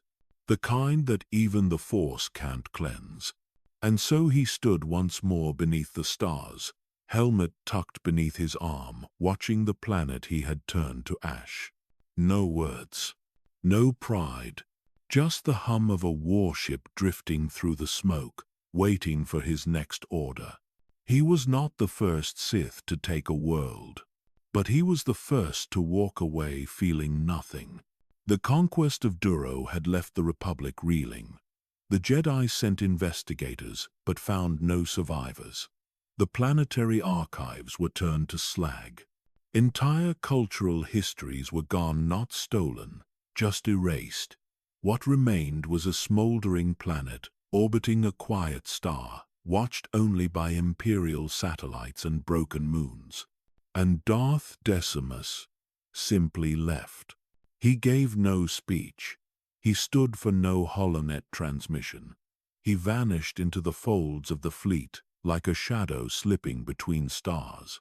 Because something had shifted, the silence he had felt on Duro had followed him. And for the first time, he realized it was permanent. There would be no return to belief. No moment of redemption waiting in the wings of his future. The man who once believed in systems, who once tried to reform broken empires, had vanished long ago. And now, so had the man who killed him. There was only Decimus. Not the name, not the title, the idea. He stopped using his original voice in transmissions.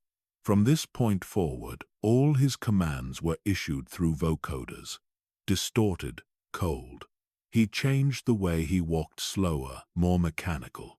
Not to seem powerful, but to feel less real, less present. He rejected the custom of naming ships after past victories. He gave them numbers, code, strings, coordinates. He told himself it was tactical. But it wasn't. It was distance. He had become aware, painfully aware, that if he let himself be, he might shatter.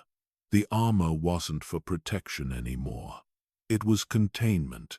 The black, angular plates held together something that should have died years ago but refused to. Even the other Sith noticed the change. They called it evolution. But they were wrong. It was surrender. He no longer craved influence on the Dark Council, no longer debated strategy with the Sith intelligentsia, no longer corrected his peers when they twisted the past to serve their own myths. Because he no longer cared, there was no more war to win, only motion, operations, systems to erase, resistance to silence. The war had become muscle memory. And he had become the reflex that pulled the trigger. There were nights when his flagship drifted in deep space, and he would stare out into the stars for hours, unmoving, unblinking, not searching, not remembering, just existing. Even the Force had become quieter, not gone, just uninterested. As if it too had turned its back on the man who had tried too long to live in between. There was no ceremony, no prophecy, no fall into madness. It was much simpler. It was the slow erosion of meaning, day by day, kill by kill, until nothing remained but the mechanism. And perhaps that's why he was so effective. Because Darth Decimus no longer believed in anything. Not victory, not survival, not legacy. He had become the perfect Sith executioner, not because he was powerful, but because he no longer needed a reason to destroy. He had no delusions of grandeur, no illusions of being remembered. In fact, he preferred it that way, because somewhere in the back of his fractured memory, he still carried the last words his father had ever spoken to him. "You are not your title." And in a bitter way, he had proven it true. He had become far worse. Ziost never truly slept. Even in the dead of night, crimson clouds circled overhead like silent watchers, swirling above temples that had seen centuries of blood, oaths, and betrayal. The ground was frozen, but the air burned with tension. Something was changing, and for those who had lived long enough to recognize the signs, it was the kind of silence that came before a purge. Decimus stood alone on the edge of a shattered terrace, his robes flickering with each gust of wind. Below him, the ancient ruins of the Sith Academy pulsed faintly with dark energy, as if the stones remembered every scream, every duel, every forgotten apprentice buried beneath its halls. He had returned not for glory, but to find clarity. But Ziost had never offered clarity, only illusions. The council hadn't summoned him. No one had. He came of his own will. After years of war, conquest, and silence, the whispers had grown too loud to ignore.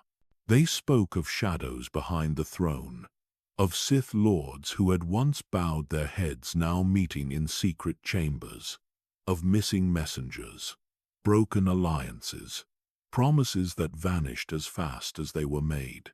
It was not the Jedi who plotted his end. It was his own kind. His victories had been too clean, too effective, and Sith did not reward control. They feared it. Ziost had always been a testing ground for ideology, for power, for loyalty. But now it was different. The rituals continued, the hierarchies remained. But underneath the surface, a fracture was spreading. Something inside the order was tearing apart. And Decimus knew. He had seen it before the eyes of allies that held no warmth. The silence that lingered just a few seconds too long. The sudden requests to delegate. He had once believed that strength would protect him, that loyalty, if earned through fear and command, would insulate him from betrayal. But the Sith did not reward strength. They waited until it made you predictable. His ship had landed hours ago, but no one had come to greet him. No Sith Lord, no apprentice, not even a temple guard. Only the wind, only the cold. He wandered through halls once filled with the echo of screams and ambition, and now only filled with watching statues and flickering torches. It felt less like a sanctuary and more like a tomb. And he began to remember. Years ago, as a younger man not yet cloaked in titles or silence, he had knelt in this same temple, sworn allegiance to a doctrine that promised truth through suffering, power through pain.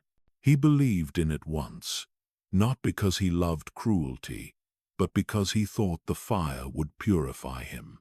But now, he could feel that same fire circling behind him, and it was no longer a teacher. It was a blade. He moved slowly through the grand hall. The ancient mosaics beneath his boots cracked under each step. They depicted victories long forgotten, lords long buried. He had once dreamt of being among them. Now, he wasn't sure if he was walking toward immortality or an ambush. In the distance, he saw them. 3 figures, hooded, motionless, too still to be welcoming. He didn't flinch. He only kept walking, not as a man seeking audience, but as a man seeking the truth. And somewhere deep within his mind, an old voice returned, a warning from a long-dead master. Among the Sith, your strength is the first thing they respect, and the last thing they forgive. By the time Decimus reached the figures, he already knew. He was no longer being tested. He was being hunted. He had always known betrayal was the natural shape of the Sith. but knowing it didn't make the moment feel any less sharp. The three hooded figures didn't speak. They didn't need to. Their presence alone was an accusation, and Decimus, despite his calm expression, could feel it. In the air, in the cold that refused to leave his chest. They had once followed him. Now they stood like vultures, waiting to see if the giant would fall. The Sith did not need reasons to turn on each other, just opportunity, and Decimus had given them one. His absence from the inner sanctums, his quiet victories on distant fronts, his refusal to indulge in power for power's sake, all of it made him alien. A ghost within the Order. Feared, yes, but understood, no. And what could not be understood, the Sith eventually destroyed. The central figure stepped forward. No name, no introduction, just the slow reveal of a curved lightsaber hilt. For a moment, the silence between them was thicker than the Force itself. Then, without ceremony, the saber ignited. Blood-red light painted the temple walls, and Decimus knew what this was. Not a duel, not an honor-bound challenge. This was an execution disguised as tradition. He didn't move. Not yet. He watched the figure circle him, slow and careful, like a beast unsure if the prey still had teeth. The other two kept their distance, silent witnesses to a crime they'd helped arrange but wouldn't dare stain their own hands with. The Sith way. Decimus had once taught this assassin, perhaps not directly, but the footwork, the grip, the over-reliance on intimidation, it all spoke of an apprentice shaped by his doctrine. It was almost poetic. He was to be killed by his own shadow. The blade came forward, swift, silent. He caught it mid-strike. The clash of red and white sent sparks flying, and the room came alive with sound again, the hum of power, the hiss of anger, the gasps of ghosts who had seen this dance before. He moved with cold precision, each motion measured, economical, not flashy, just effective. The duel was over in seconds. The assassin lay crumpled at his feet, still alive, but barely. Decimus didn't look at the body. He turned to the other two. "You should have brought more," he said softly. But there was no pride in it. No rage. No triumph. Only clarity. This wasn't the first attempt. It wouldn't be the last. He could kill 10 more tomorrow, and 20 after that, and still the whispers would remain. Still, the knives would come. They didn't want him dead because he was weak. They wanted him dead because he wouldn't play their game, because he made them feel small in his silence. He left the temple without another word. Let the traitors bury their shame. Let them report back to their unseen master. He knew how this would unfold now. He'd be summoned less, consulted rarely, isolated further. The blade had been drawn. Ziost had made its choice, but Decimus had made his as well. He wouldn't beg for favor. He wouldn't chase a throne that crumbled beneath every hand that reached for it. He would lead through action, not illusion. And if that meant leading alone, then he would carve his own path through the stars, one quiet victory at a time. The fortress at the heart of Ziost was built atop something ancient. Beneath the stone and steel, beneath the war chambers and hollowed halls, there were ruins. Temples older than the Sith Empire itself, carvings worn by time, scripts written in languages lost to even the holocrons. Here, in the dark marrow of the planet, Decimus walked alone. He wasn't there to meditate. He wasn't there to remember. He was there to bury something. Not a body, but a piece of himself. The confrontation had changed nothing outwardly. The Sith hierarchy had returned to its careful silence. No open war, no tribunal. just the unspoken acknowledgement that one of their own had become untouchable and therefore untrustworthy. Decimus felt it in every meeting, every summons avoided, every mission handed down without context. He had become a weapon useful, dangerous, but not part of the circle. No longer a Sith Lord in truth, only in name. And yet, he didn't leave. He kept fighting. He kept winning. Because for all their hatred, the others still needed him. Especially here on Ziost, where the scars of old wars ran deeper than memory. Jedi artifacts still pulsed beneath the ground. Ancient energies whispered through cracks in the stone. It wasn't just a strategic world. It was a wound. And wounds, when left untreated, turned into rot. That rot had surfaced in the form of a cult. Not Jedi, not Sith, something older, something feral. They called themselves the Echoes of the Red Will. A remnant of those who once worshipped the Force as hunger, not harmony. Blood rituals, possession rites. They had nested beneath the fortress like a second heart, feeding on fear, waiting for the Sith above to fracture. And now, with Decimus isolated, they made their move. It started with disappearances, then sabotage, then open defiance. The Council refused to act. They called it local unrest, insignificant. So Decimus descended into the old temple alone. He brought no troops, no apprentices, no grand announcement. Just his blade, his silence, and the memory of a time when he still believed in purpose.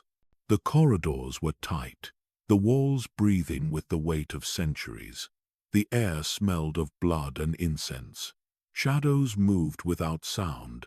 Eyes watched from slits in the stone. He didn't flinch. He spoke only once, as he reached the central chamber. "Your time is over." The battle that followed was unlike any war he had fought. These weren't soldiers. They were believers. Twisted, yes, consumed by visions and hunger, but still faithful in a way the Sith had long abandoned. They attacked with fury, not fear. They chanted as they died. And when they fell, others took their place. But Decimus didn't falter. He moved like a force of nature, not with speed, not with wrath, but with certainty. Each strike was clean, each block exact. There was no emotion in it, no joy, no vengeance. Just the quiet work of a man fulfilling a task no one else would. When it was over, he stood alone in the crimson-lit chamber. The blood at his feet wasn't just from the cultists. His own arms bore cuts. His breath was uneven, but his eyes were calm. He had done what the others would not. Again, he had bled for an empire that feared him. He had protected a world that whispered behind his back. And for that, he earned no thanks, no recognition, no absolution, only silence. And in that silence, he felt something crack. Not in the ground, in himself.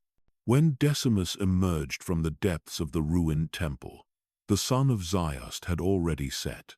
The sky above was cold and hollow, a fitting mirror to what he now carried inside. He reported nothing. No details of what he found. No logs. No requests for reinforcements. Not even a casualty report. The Sith didn't ask, and he didn't offer. It was the beginning of a new phase in his existence, one defined not by glory, but by silence. Once, he believed that loyalty to the Empire would be enough, that by building something greater than himself, he could escape the emptiness that followed every battle. But on Ziost, that illusion bled out like the bodies beneath the fortress. He wasn't building anything. He was patching holes in a sinking ship, while the crew drilled more. Every Sith Lord smiled now with fangs behind their teeth. They offered praise without meaning it. They invited him to briefings they never intended to listen to. He could see it in their eyes, the calculation, the fear, the thin veneer of respect barely covering contempt. They didn't hate him because he failed. They hated him because he didn't. Because every success reminded them of their own irrelevance. And so, Decimus began to change. Not his tactics, not his rank, but the part of him that once believed he belonged among them. He stopped attending war councils unless ordered. He gave commands through intermediaries. He abandoned the niceties of Sith politics, speaking only when the mission required it, and when he spoke, it was short, sharp, and absolute. Some said he was retreating into paranoia, but they didn't understand. It wasn't fear that drove him away. It was clarity. He now saw what the Sith had become: not a brotherhood, not a path to power, but a cage of predators, each waiting for the other to blink. Betrayal wasn't an event. It was the background noise, the price of survival. Trust was dead, and he had killed it himself. Because in that temple beneath Ziost, where he bled beside enemies that believed in something, he realized the most dangerous thing in the Empire wasn't weakness. It was apathy. The kind of apathy that let enemies grow beneath your own feet. The kind that watched a rival rise, then plotted his fall instead of learning from him. The kind that rotted ambition from the inside. He saw it in the council. He saw it in his former peers. He saw it in himself. And so, he left Ziost behind. Not physically. His orders still held him there.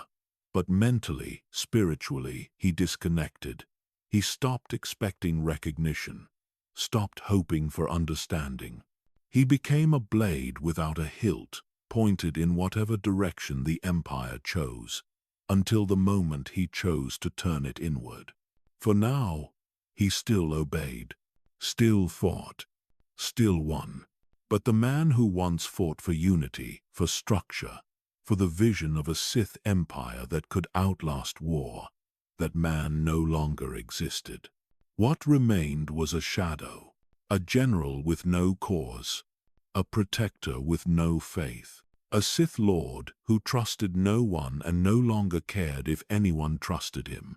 And in that quiet, cold resolve, he was more dangerous than ever, because a man who has nothing left to lose doesn't hesitate. And on Ziost, the galaxy learned what that truly meant. Chapter 8. The Empire's Sword. The Emperor never needed to raise his voice. It carried itself. When Decimus was summoned, it was not through ceremony or threat. It came as a quiet directive routed through layers of command, stripped of emotion, precise in its intent. He was to listen. He was to execute. Nothing more was required. He stood in the presence of power that did not need to announce itself. The chamber was dim, the air heavy with stillness. The Emperor did not move. He did not gesture. He simply spoke, and the words settled into the room like ash. Decimus knelt. Not out of devotion, out of understanding. This was not allegiance. It was alignment. From that moment on, Decimus became something the Empire had lacked for generations. Not a Sith driven by ambition, not a general fueled by pride, but a blade held steady by a hand that never shook. The Emperor spoke of order, of efficiency, of systems that failed because they were allowed to hesitate. He spoke of worlds that resisted because they were given time to believe they could. There was no anger in his voice, no hatred, only certainty. Decimus listened, and then he left. There was no grand appointment, no public acknowledgement, no title announced to the fleets. But from that day forward, the war changed shape. Campaigns grew sharper, timelines shortened. Entire sectors shifted posture overnight. Because Decimus had begun speaking with a voice that was not his own. Orders flowed from him, bearing the Emperor's authority without ever naming it. Governors complied without question. Admirals altered plans mid-flight. Even Sith lords paused when his directives crossed their paths. Not because they feared him, because they felt something behind him. Something fast, patient, unavoidable. Decimus did not enjoy this influence. He did not savor the way systems realigned at his words. He treated it as a function, not a privilege. Each decision was calculated, stripped of excess, reduced to outcome. Worlds were reorganized into production nodes, populations reassigned, resources redirected. Planets stopped being places. They became components. He watched entire cultures reshape themselves to meet quotas he had defined. Cities expanded into factories. Children trained for labor instead of art. Old traditions were erased, not by force, but by irrelevance. The Empire called it progress. Decimus called it necessary. But something inside him recoiled each time he signed another order that erased a name, a language, a memory. He remembered Duro, Zayast, the quiet after fire. He told himself this was different. This was order. This was survival. And yet, at night, aboard his command vessel, he would remove his gloves and stare at his hands. They were steady, unmarked. They did not tremble. He wondered how many lives they had ended without ever touching a weapon. The Emperor never checked on him. He never needed to. Decimus delivered results. That was enough. He became the Empire's sword, not swung wildly, not raised in anger, but placed precisely where resistance would break the fastest. He cut through indecision, through hesitation, through hope, and the galaxy bent. But with every system brought to heel, the silence inside him deepened. The victories felt thinner. The praise meant less. He began to realize that obedience had not filled the void left by belief. It had only made it quieter.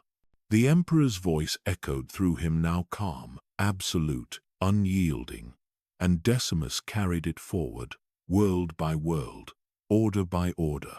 But somewhere beneath that voice, barely audible, his own was fading. And he did not know how long it would last. The war demanded more than soldiers. It demanded certainty.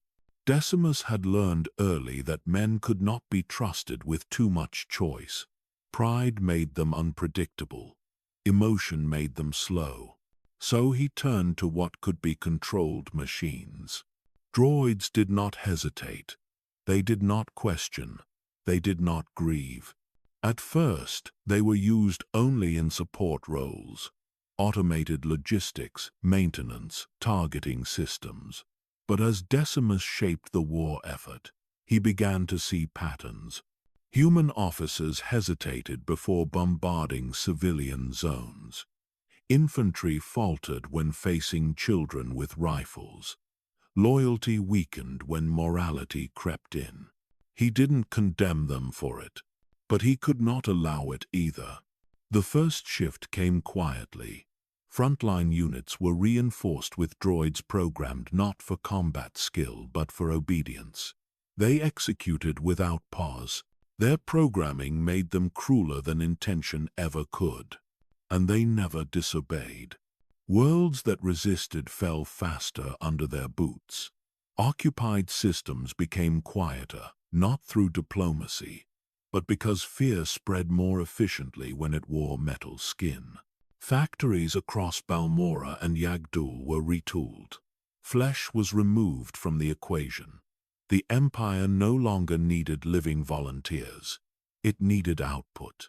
Decimus authorized the mass construction of the Legion-class enforcer droids, tall, expressionless machines designed to walk through cities without ever stopping.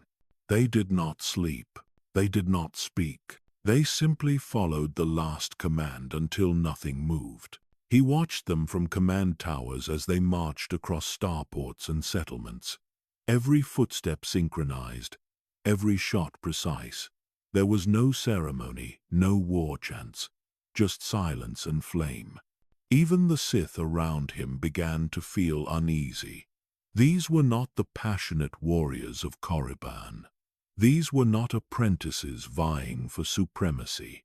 These were machines bred to obey, and they served the Empire more efficiently than any dark acolyte could. Decimus never smiled at this efficiency, but he didn't stop it either, because he knew what war did to people. He had seen it strip away everything: purpose, identity, hope. Machines didn't suffer that fate. They remained what they were designed to be, and in that, they were perfect. Yet, somewhere in the silence, something began to fray. Reports no longer came from commanders with faces. They came through data streams and lifeless audio bursts. Victories were counted in digits, not names. Planets submitted without ever seeing their conqueror. There were fewer uprisings, fewer rebellions, but also fewer songs. Decimus stood in a control room above a world that had fallen in 12 hours. It had once held a culture over 2,000 years old. Now its archives were burned, its leaders silenced, its statues replaced by black towers humming with droid signal relays. He felt no triumph, only stillness. He began to realize that the Empire wasn't spreading peace or terror. It was spreading absence, removing variance, replacing spirit with order, replacing men with machines. And maybe that included him, because he too had stopped hesitating. He too had become something that no longer bled when cut, no longer faltered when children screamed. He followed the voice inside him, not because he feared consequence, but because he could no longer imagine doing anything else. There was a time when he spoke with fire, when orders came with meaning. Now they came like echoes, hollow, repeated, automated. A voice without soul, a man without pause. He walked the hallways of his ship, past rows of droids recharging in silence, and wondered if they saw him as one of their own. If, in some way, he had already been replaced. Not in form, but in function. The war was efficient now, but something was missing. And in the corridors of victory, it was the sound of human breath, the proof that someone still lived, that was now hardest to find. Victory was supposed to mean something. In the old days, when the Sith emerged from battle scarred but alive, they raised their sabers to the sky. They stood before crowds, or at least before comrades, and claimed the moment. But for Decimus, there were no such moments anymore. Only transmissions, only silence, only planets that surrendered before he arrived. The war had evolved beyond heroes. Every campaign became quieter, cleaner. Systems fell without a single lightsaber ignited. Fleets surrendered before their engines cooled. Governors signed loyalty pledges as droids took their cities apart not out of fear, but because resistance had become pointless. Decimus didn't celebrate. He reviewed each battle like a technician inspecting a circuit. Where did they break? How fast? How complete was the transition? There were no screams, no last stands, just flickering screens and blinking icons that marked another system absorbed. The Sith Council called it genius, efficiency, dominance without loss. But Decimus saw something different: a slow erasure, not just of enemy empires, but of meaning. Once he had carved his path through armies. Now he watched war through glass. He stood aboard his command ship, orbiting a captured world whose name he no longer remembered. The planet had surrendered before he'd even spoken. Its leaders had begged for integration. They offered mines, factories, children. all without a single shot, and Decimus felt nothing. No thrill, no pride, just a cold acknowledgement that another piece of the map had changed color, that his presence, once feared, now required no demonstration. People obeyed before they understood why. He walked the halls of the ship, past officers who no longer needed direction. They mirrored his silence. They issued orders without emotion, repeating what he'd taught them: precision, detachment, control. But control had a cost. In this new empire he helped forge, there were no parades, no names remembered, no faces painted on walls. The galaxy was falling into line, but no one was watching. And perhaps that was the point, because applause required audience, and the empire had none. It ruled without witness. Even the emperor said nothing. Messages came through encoded channels, always cold, always exact, no praise, no approval. Just directives, calculations, acknowledgments. Decimus no longer knew if he served for recognition, or if he had simply forgotten how to want it. He sat alone in the strategy chamber, surrounded by stars blinking on digital maps. Each represented a conquest, a planet that had once resisted, now reduced to another cog in the imperial engine. And none of them whispered his name. There had been a time when Decimus longed for legacy, to be remembered, to be feared, perhaps even respected. But now, as the war neared completion, he saw how little the galaxy cared. They did not remember who had broken them, only that they were broken. And perhaps that was the greatest irony. The stronger his grip became, the less he mattered. The cleaner the war, the quieter the end. There would be no statues, no hymns, no shadows of his face burned into rebel dreams. He was not the sword they saw. He was the silence after the blade. Even among the Sith, his name drifted lower in conversation. Younger lords spoke of power, lightning, carnage, of moments that burned into legend. But Decimus had become a whisper in the archives, a figure who won everything and felt none of it. He had brought order. He had ended chaos. He had reshaped systems from blood to steel. But when he stood before the mirror, he didn't see a conqueror. He saw a man who no longer remembered why he started. And in the stillness, the only thing louder than his victory was the absence of anyone to witness it. They said he was always there, though no one ever saw him arrive. Decimus no longer walked among the legions. He moved behind them, over them, around them. A presence felt in decisions, in policies, in the way the war moved without warning. The emperor had many tools, but Decimus had become something else. He was not just a Sith. He was an extension of the Empire's will. In dark corridors of Drummond Cars, his name echoed in hushed tones. Advisors feared him. Moffs avoided his gaze. Intelligence officers tailored their reports not for accuracy, but for survival. Because Decimus didn't correct mistakes, he erased those who made them. He no longer shouted. He no longer needed to. His voice had been replaced by policy, by doctrine, by the quiet rewriting of the Empire's very core. Systems were restructured without fanfare. Resources reallocated without debate. He turned living worlds into assembly lines, entire populations molded into functions, and the Emperor let him. Or perhaps that was the plan all along. Decimus had once wondered if his service was a path to greatness, a ladder to the Dark Council, perhaps even to something beyond. But as the years passed, he realized the truth. His reward was never recognition. It was proximity.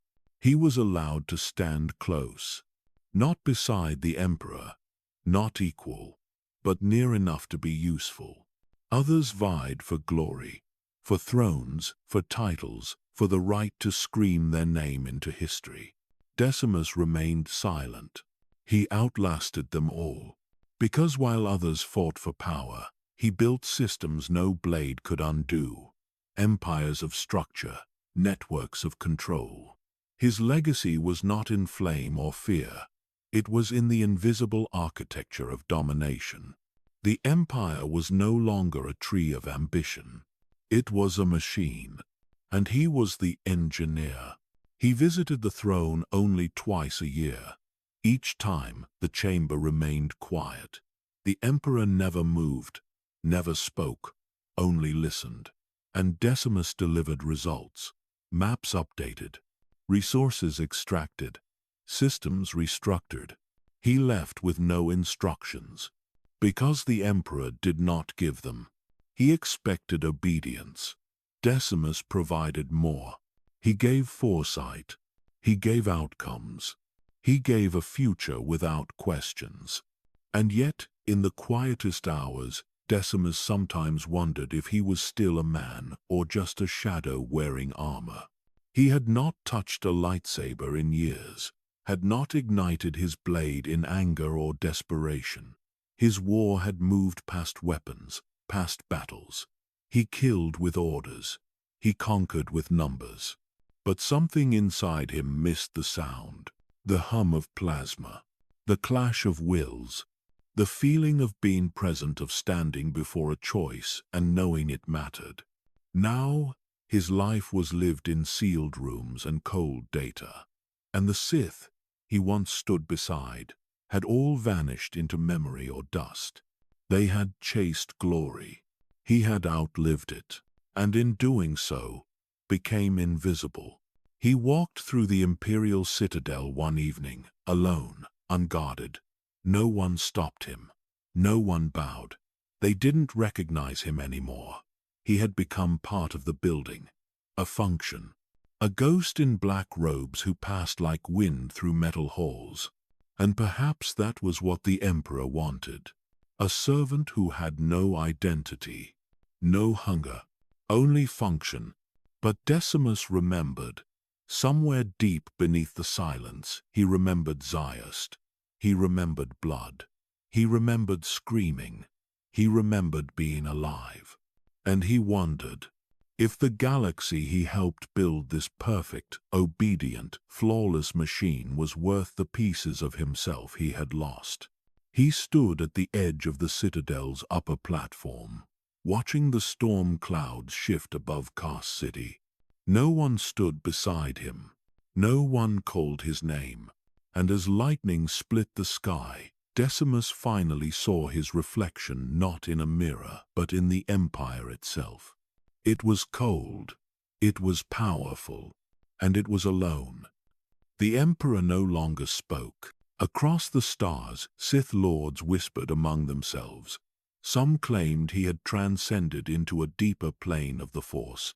Others believed he had grown silent out of contempt, observing his empire like a god who had grown bored of his own creation. But to Decimus, it was neither prophecy nor punishment. It was a void, and in that void, someone had to speak. He didn't take the throne. He didn't claim a title, but his voice began to replace the one that had vanished. Slowly, at first, subtle corrections to broken orders, redirections of fleets sent spiraling into chaos, the firm hand that stopped civil war from devouring the empire. And no one stopped him, because no one else knew what to do. The voice of the emperor had always been a conduit, a vessel through which Tenebrae imposed his will. But now that voice was gone, not dead, not destroyed, just absent. The Dark Council waited. The Wrath did nothing. The Hand, the Guard, the Shadow all faltered. And where they hesitated, Decimus moved. He wasn't the strongest Sith, nor the most feared, but he understood systems. He understood structure. And when the galaxy fell into confusion, he became the one constant. Command after command, signed under ancient authority, delivered in a tone so cold and precise that even those who doubted him obeyed. They didn't believe in him. They believed in order. Some called it loyalty. Others saw opportunism. But Decimus didn't care what they whispered behind sealed doors. He had spent a lifetime learning how power moved, how it dressed itself in silence, how it hid behind protocols. He didn't need to wear a crown to rule. He just needed the room to be quiet enough. And now, it was. But silence has a weight to it. Every room he entered felt heavier. Every word he spoke echoed too long. The halls of the citadel no longer hummed with conflict or ambition. Instead, they listened, as if the entire empire was waiting to see who would break the quiet first. He walked the ancient corridors alone, not for secrecy, but because no one followed him anymore unless summoned. His commands were not questioned, his authority not challenged. And that was the most dangerous thing of all, because he had never wanted this. He had trained for war, for politics, for command, but not for this emptiness. Not for the moment when he would become the voice of something he no longer understood.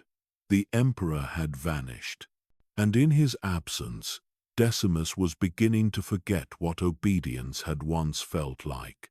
He stood at the edge of the dark council chamber one night, the air still and cold.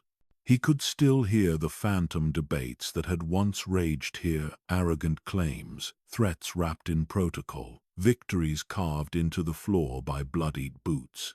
Now there was only dust, and himself.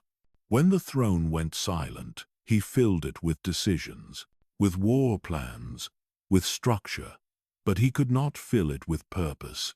There were no holocrons that taught what to do when your god disappears. No teachings for those who were never meant to lead. Decimus didn't rise to power. He was left behind. And the longer he stayed in control, the more it felt like the galaxy was mocking him for it.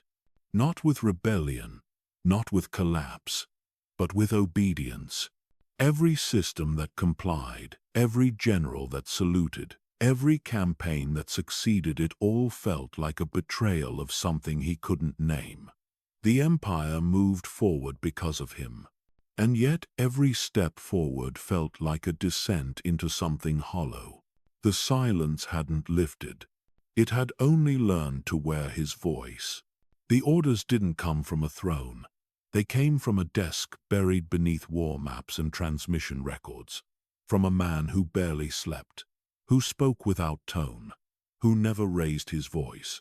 Yet every word he issued struck harder than a super laser, because there was no one above him to say no. Decimus had once admired precision. Now it defined him. He issued deployments that rewrote battlefronts, redirected legions, and reshaped campaigns without ceremony, without council debate, without even stepping foot on the front lines. And still they obeyed. Not because they trusted him, but because his voice was the only one left. He rewrote entire systems with a single breath. Planets were stripped for resources before their moons even knew the war had reached them. Defensive fleets were relocated so fast that rebel cells collapsed under weight they didn't expect. And on Balmorra, where the fire of rebellion once burned hottest, it took just 5 directives to break their supply chains, poison their alliances, and leave them gasping. These weren't victories born of rage. They were acts of attrition, of dispassionate calculation. He studied every weakness like a surgeon, and when he cut, it was clean, cold, unstoppable. Some Sith fed on chaos. Decimus did not. He didn't need to burn cities to prove his power. He could kill the idea of resistance before the first shot was ever fired. And that terrified the galaxy more than any lightsaber ever could. In the Outer Rim, smugglers began to change their routes, not because they feared the Navy, but because Decimus had a reputation for seeing patterns where others saw noise. A single intercepted transmission could mean an entire sector blockade. One missed freighter, a planetary lockdown. He didn't chase enemies, he made them irrelevant. His rise wasn't marked by blood, it was marked by silence. Systems didn't scream under his rule, they went dark. Whole populations vanished behind compliance and surveillance. The machinery of the empire turned without friction, and the war effort reached levels of efficiency the emperor himself had only dreamed of. But that efficiency had a price. The Sith had always believed in strength through conflict. That struggle made power stronger. But Decimus didn't believe in struggle anymore. He believed in outcomes. And that made him dangerous to everyone still trying to climb the ladder he'd already removed. Whispers of dissent began to grow. Quiet ones, hidden between layers of loyalty. Some lords on the Dark Council began to wonder if Decimus's way was too effective, too clean. Because in his order, there was no room left for ambition. One by one, they tested him. A minor rebellion on Dromund Kos put down before the local Sith could even respond. A fleet commander rerouted to Corellia without permission found executed in hyperspace with no investigation filed. Even the feared Darth Ravage, long thought untouchable, found one of his private legions absorbed into the central command structure overnight. They called them strategic reallocations, but everyone knew. These weren't punishments, they were warnings. Do not test the voice that replaced the emperor. And yet, as Decimus watched the war bend around him, as he issued orders that no one dared question, he began to feel something fracture, not in the empire, in himself, because the war was being won. And he felt nothing. No pride, no hatred, no joy, only silence. The kind of silence that no victory could break. The kind that echoes even louder after applause should have come, but didn't. They no longer knew who was leading them. Soldiers followed commands routed through terminals with no names. Governors received policies they were forbidden to question. And Sith lords bowed to strategies they did not understand. But the results were undeniable. Worlds were conquered, resistance collapsed. The empire advanced. And still, no one heard the emperor's voice. Decimus had erased him without saying a word. Not in name, not in ceremony, but in practice. Every function of rule had been absorbed, every consequence redirected, until the absence of power was no longer noticeable. It was as if the emperor had become a myth while still alive. The galaxy adjusted, not out of loyalty but out of exhaustion. Systems that once cried for freedom had stopped speaking, not because they were content, but because they didn't know who to speak to anymore.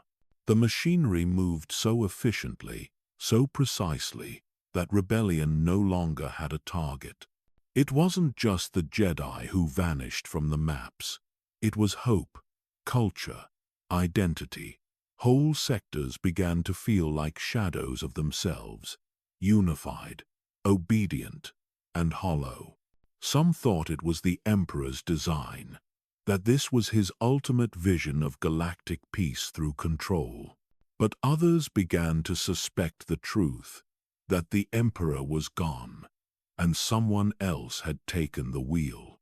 Rumors spread in silence, a man with no name, a voice that reached across the stars, a Sith who did not seek the throne, because he had already taken its burden without title.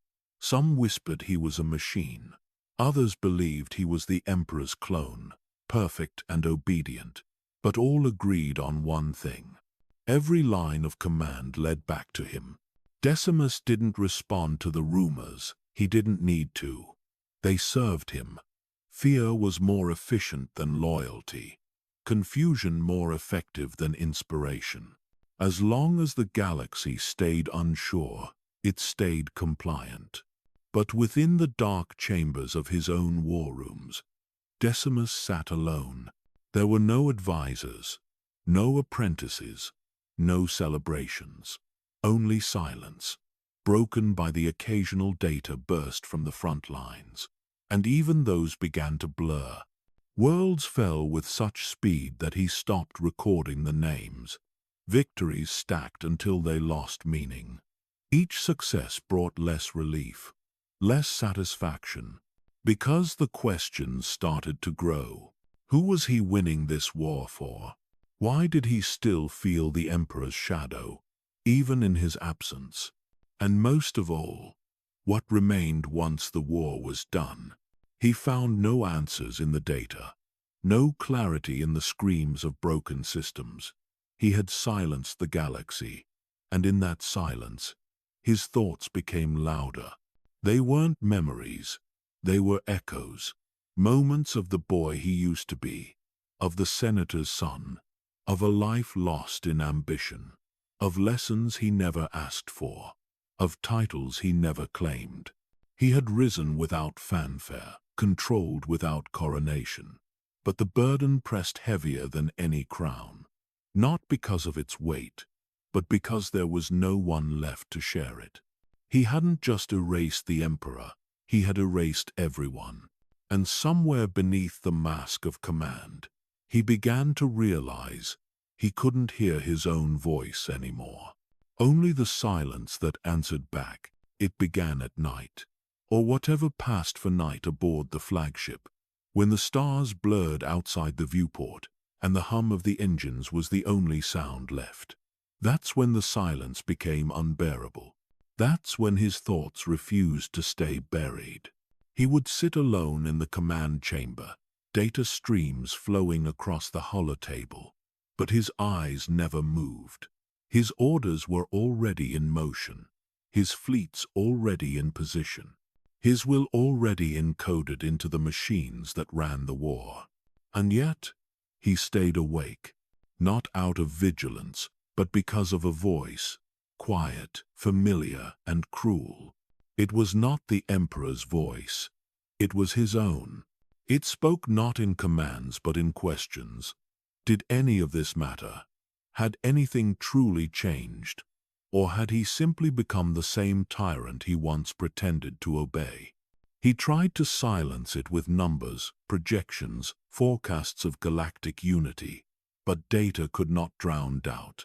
The war was ending, and with it, the only identity he had ever known. Decimus had won, but he did not feel like a victor. He had no tomb world like Ragnos, no order like Bane, no prophecy like Revan. He was not remembered in myth or feared in legend. He existed in systems and spreadsheets, a ghost behind the machine. And deep inside, that wasn't enough. He didn't want temples or songs, but he wanted to be seen, to be known, not as the Emperor's hand, but as himself, as the one who kept the war alive when even the dark side had turned its gaze elsewhere. He returned to Dromund Kaz, not for ceremony, but for something quieter. He walked the ruins of the Dark Council chambers. The seats were dust, the sigils of Sith orders long scraped away by time and conquest. But he stood where he had once kneeled. He spoke aloud, not to the Emperor, but to the voice that haunted him. Did you see this? There was no answer. Not from the chamber, not from the Force. Only the cold echo of a man who no longer recognized his own reflection. He looked down at his armor, polished, perfect, anonymous, the symbol of order, the end of rebellion, the promise of peace, and then he removed it, piece by piece, not with reverence, but with exhaustion. When the final plate touched the ground, he stood bare beneath the torchlight, pale, scarred, human. He had not aged, but he had eroded. There was no wrath left in him, no fear, only clarity. The voice inside him did not scream anymore. It wept, because it finally understood the cost of silence. He left the armor where it lay, walked into the storm without it. No guards, no title, no weapon. And for the first time, he felt free. Not because he had escaped the Empire, but because he had stopped being its voice. He would be forgotten. And that, too, was freedom. The galaxy would never know the man who held it together when all else fell apart. They would remember battles, victories, systems, but not him. That was his legacy, and that was enough. Because in the end, the only voice that truly mattered was the one he finally chose to listen to, his own. He watched the Empire grow from nothing, and he watched it rot, not from the outside, not like the Jedi, but from within, like blood drying in the veins. For years, Darth Decimus had believed in something greater than himself, a Sith order that could outlive the chaos that birthed it. An empire forged in logic, not madness. In control, not passion. But by the time the war slowed, he could no longer tell if the fire around him was victory or collapse.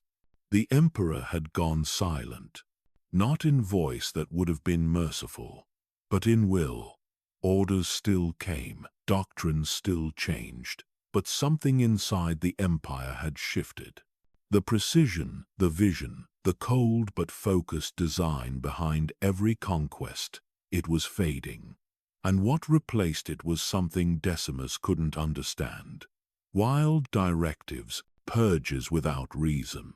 Projects that seemed more like rituals than strategy. It no longer felt like an empire. It felt like a machine devouring itself. He had served loyally. That was never in question. No rebellion, no betrayal, no secret alliance with Jedi or rivals. But something in him began to drift, like the center of gravity was missing. He stood in war rooms and felt like he was speaking to ghosts. He commanded fleets, but the silence of space was louder than the voices in the room. He saw his own reflection in polished black armor and didn't recognize the man behind the mask. Systems were falling not to the Republic, but to confusion. His own commanders sometimes hesitated to act, unsure if their victories would be punished. Even his most ruthless subordinates began asking quiet questions, not of power but of purpose. Why were they doing this? Why were they still fighting? And every time those questions came, he could not answer, not because he lacked conviction, but because conviction required something to hold on to. And Decimus had let go. He didn't speak of it. He didn't confide in allies. But deep inside, he began to prepare, not for defeat, not for conquest, but for disappearance. The Empire no longer needed him. Or perhaps it never did. Maybe he had been a shadow of someone else's dream all along. A blade without a hand to wield it. A mind sharpened for war, serving an order that no longer made sense of its own rules. He looked at the great spires of Dromund Kaas and saw towers built on graves. He walked past statues of forgotten Sith and realized his would one day stand among them unloved, unread, unspoken. The Empire had forgotten how to remember its makers. It only knew how to consume them. And so, slowly, Darth Decimus began to erase himself. He ordered fewer invasions, let others take the credit, withdrew from councils, assigned command to loyal subordinates, and quietly stepped back. No one questioned him. No one noticed. The galaxy was too loud, too fast, too distracted. It wasn't exile. It wasn't surrender. It was something else. A moment between breaths, the kind of silence that comes before a storm, or before the last ember fades. By the time they realized he was gone, It was already too late. His ships were accounted for, his fortress sealed, his presence in the Force faint, as if he had stepped not into death, but into memory. And for a time, no one searched, no one questioned. The Empire had more pressing matters, new threats, new rivals, and as always, more war.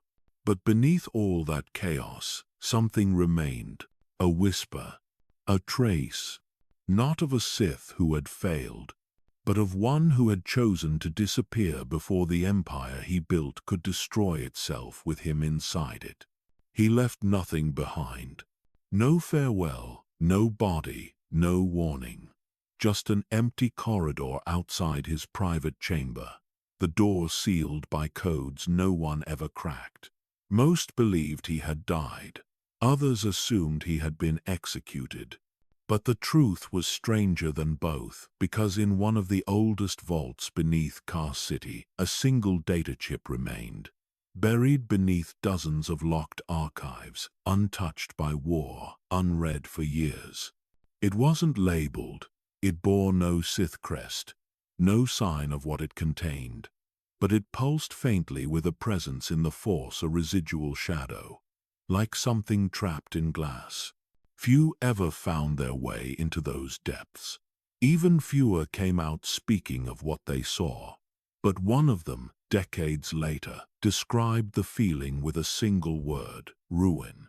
Not destruction, not chaos, but something more precise, as if the archives themselves were rotting from within, as if history had begun to eat itself.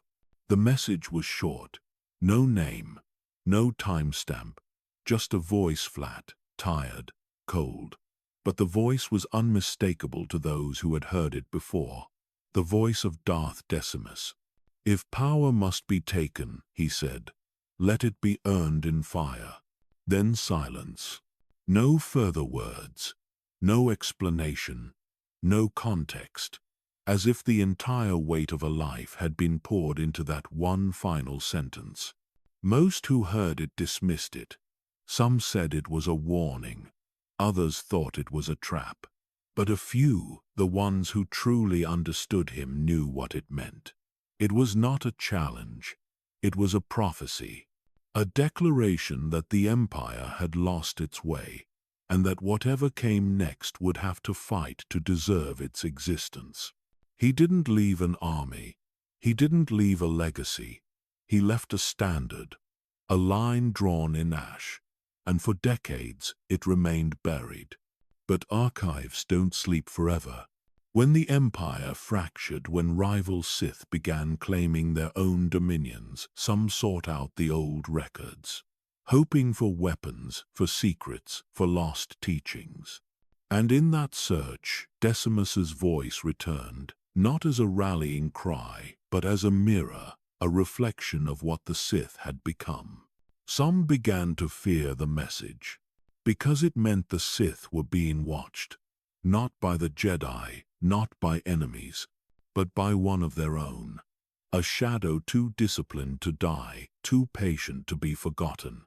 And still, no one found him. No sightings, no rumors, no proof. Only whispers, only dread.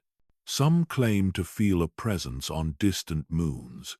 Others said they heard footsteps in old temples long abandoned, but nothing was ever confirmed.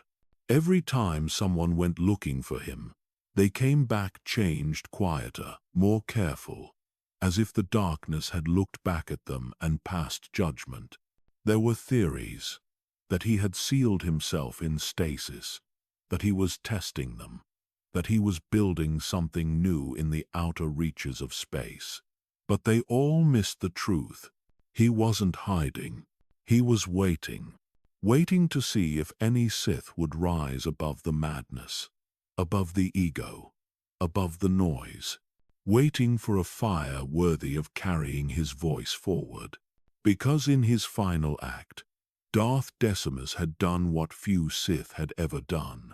He stepped out of history so that someone else could write the next chapter.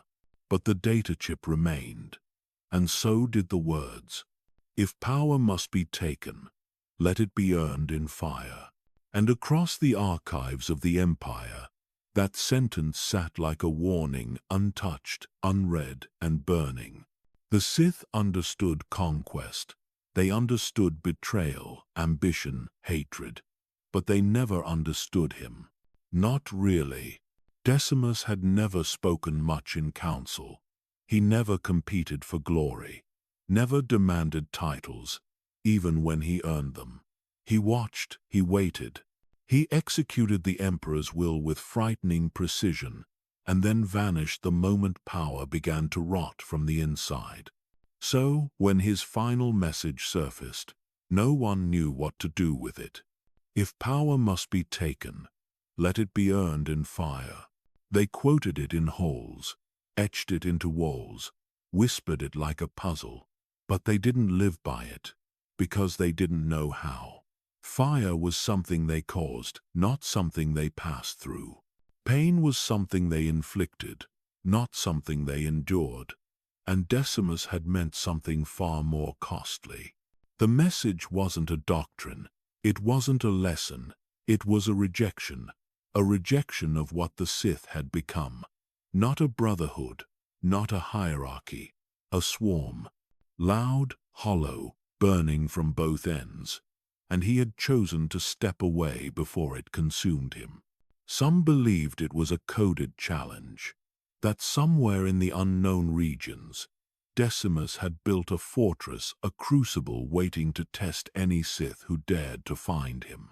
Others believed he had transcended the physical, become something more, a will inside the Force, haunting every archive, every throne. But the most terrifying possibility was that he meant every word exactly as it sounded, that he wanted the Empire to collapse, that he had seen what the Sith refused to see, that survival without evolution was just another kind of failure. And so his directive, brief and cruel, began to shape minds in secret. Not the loud ones, not the warlords, but the thinkers, the architects. The ones who asked themselves questions when no one else was listening. What if power wasn't meant to be handed down? What if the next empire would not rise through bloodlines, but through fire? What if he was still watching?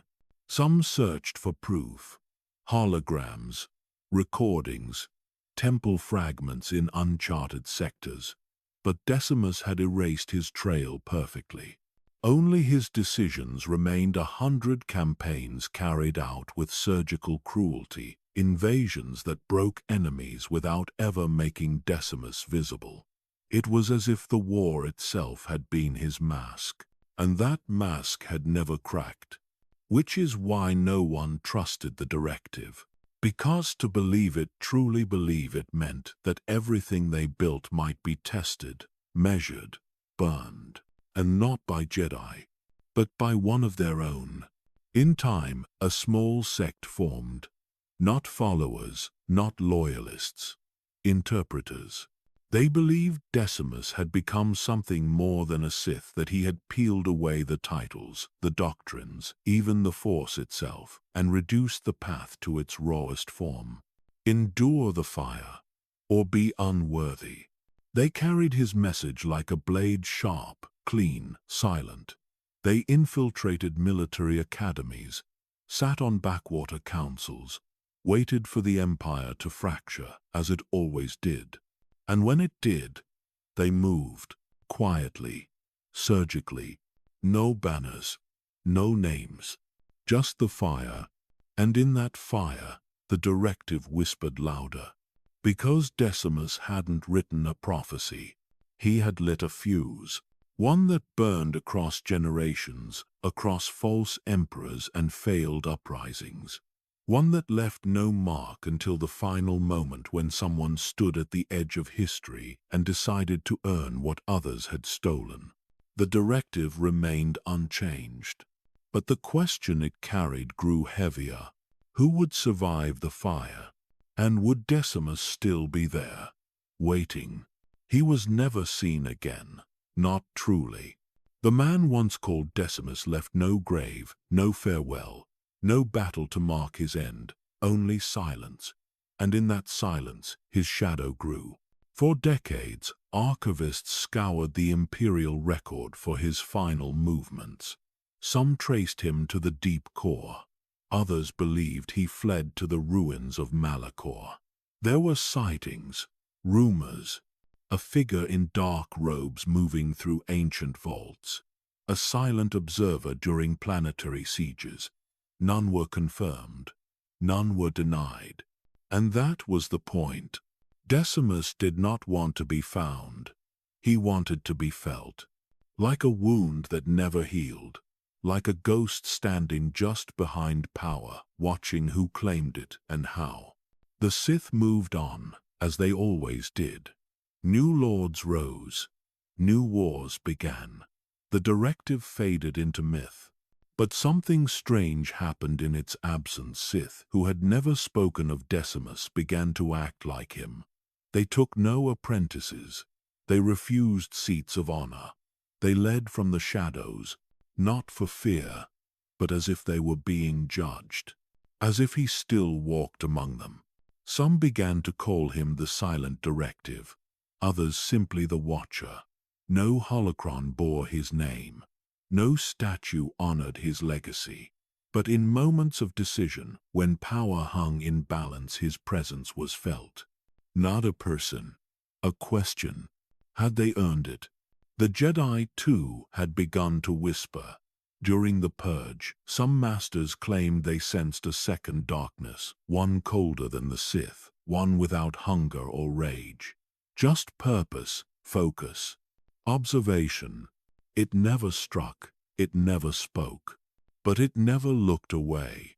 And for those who knew history, that silence was louder than any scream.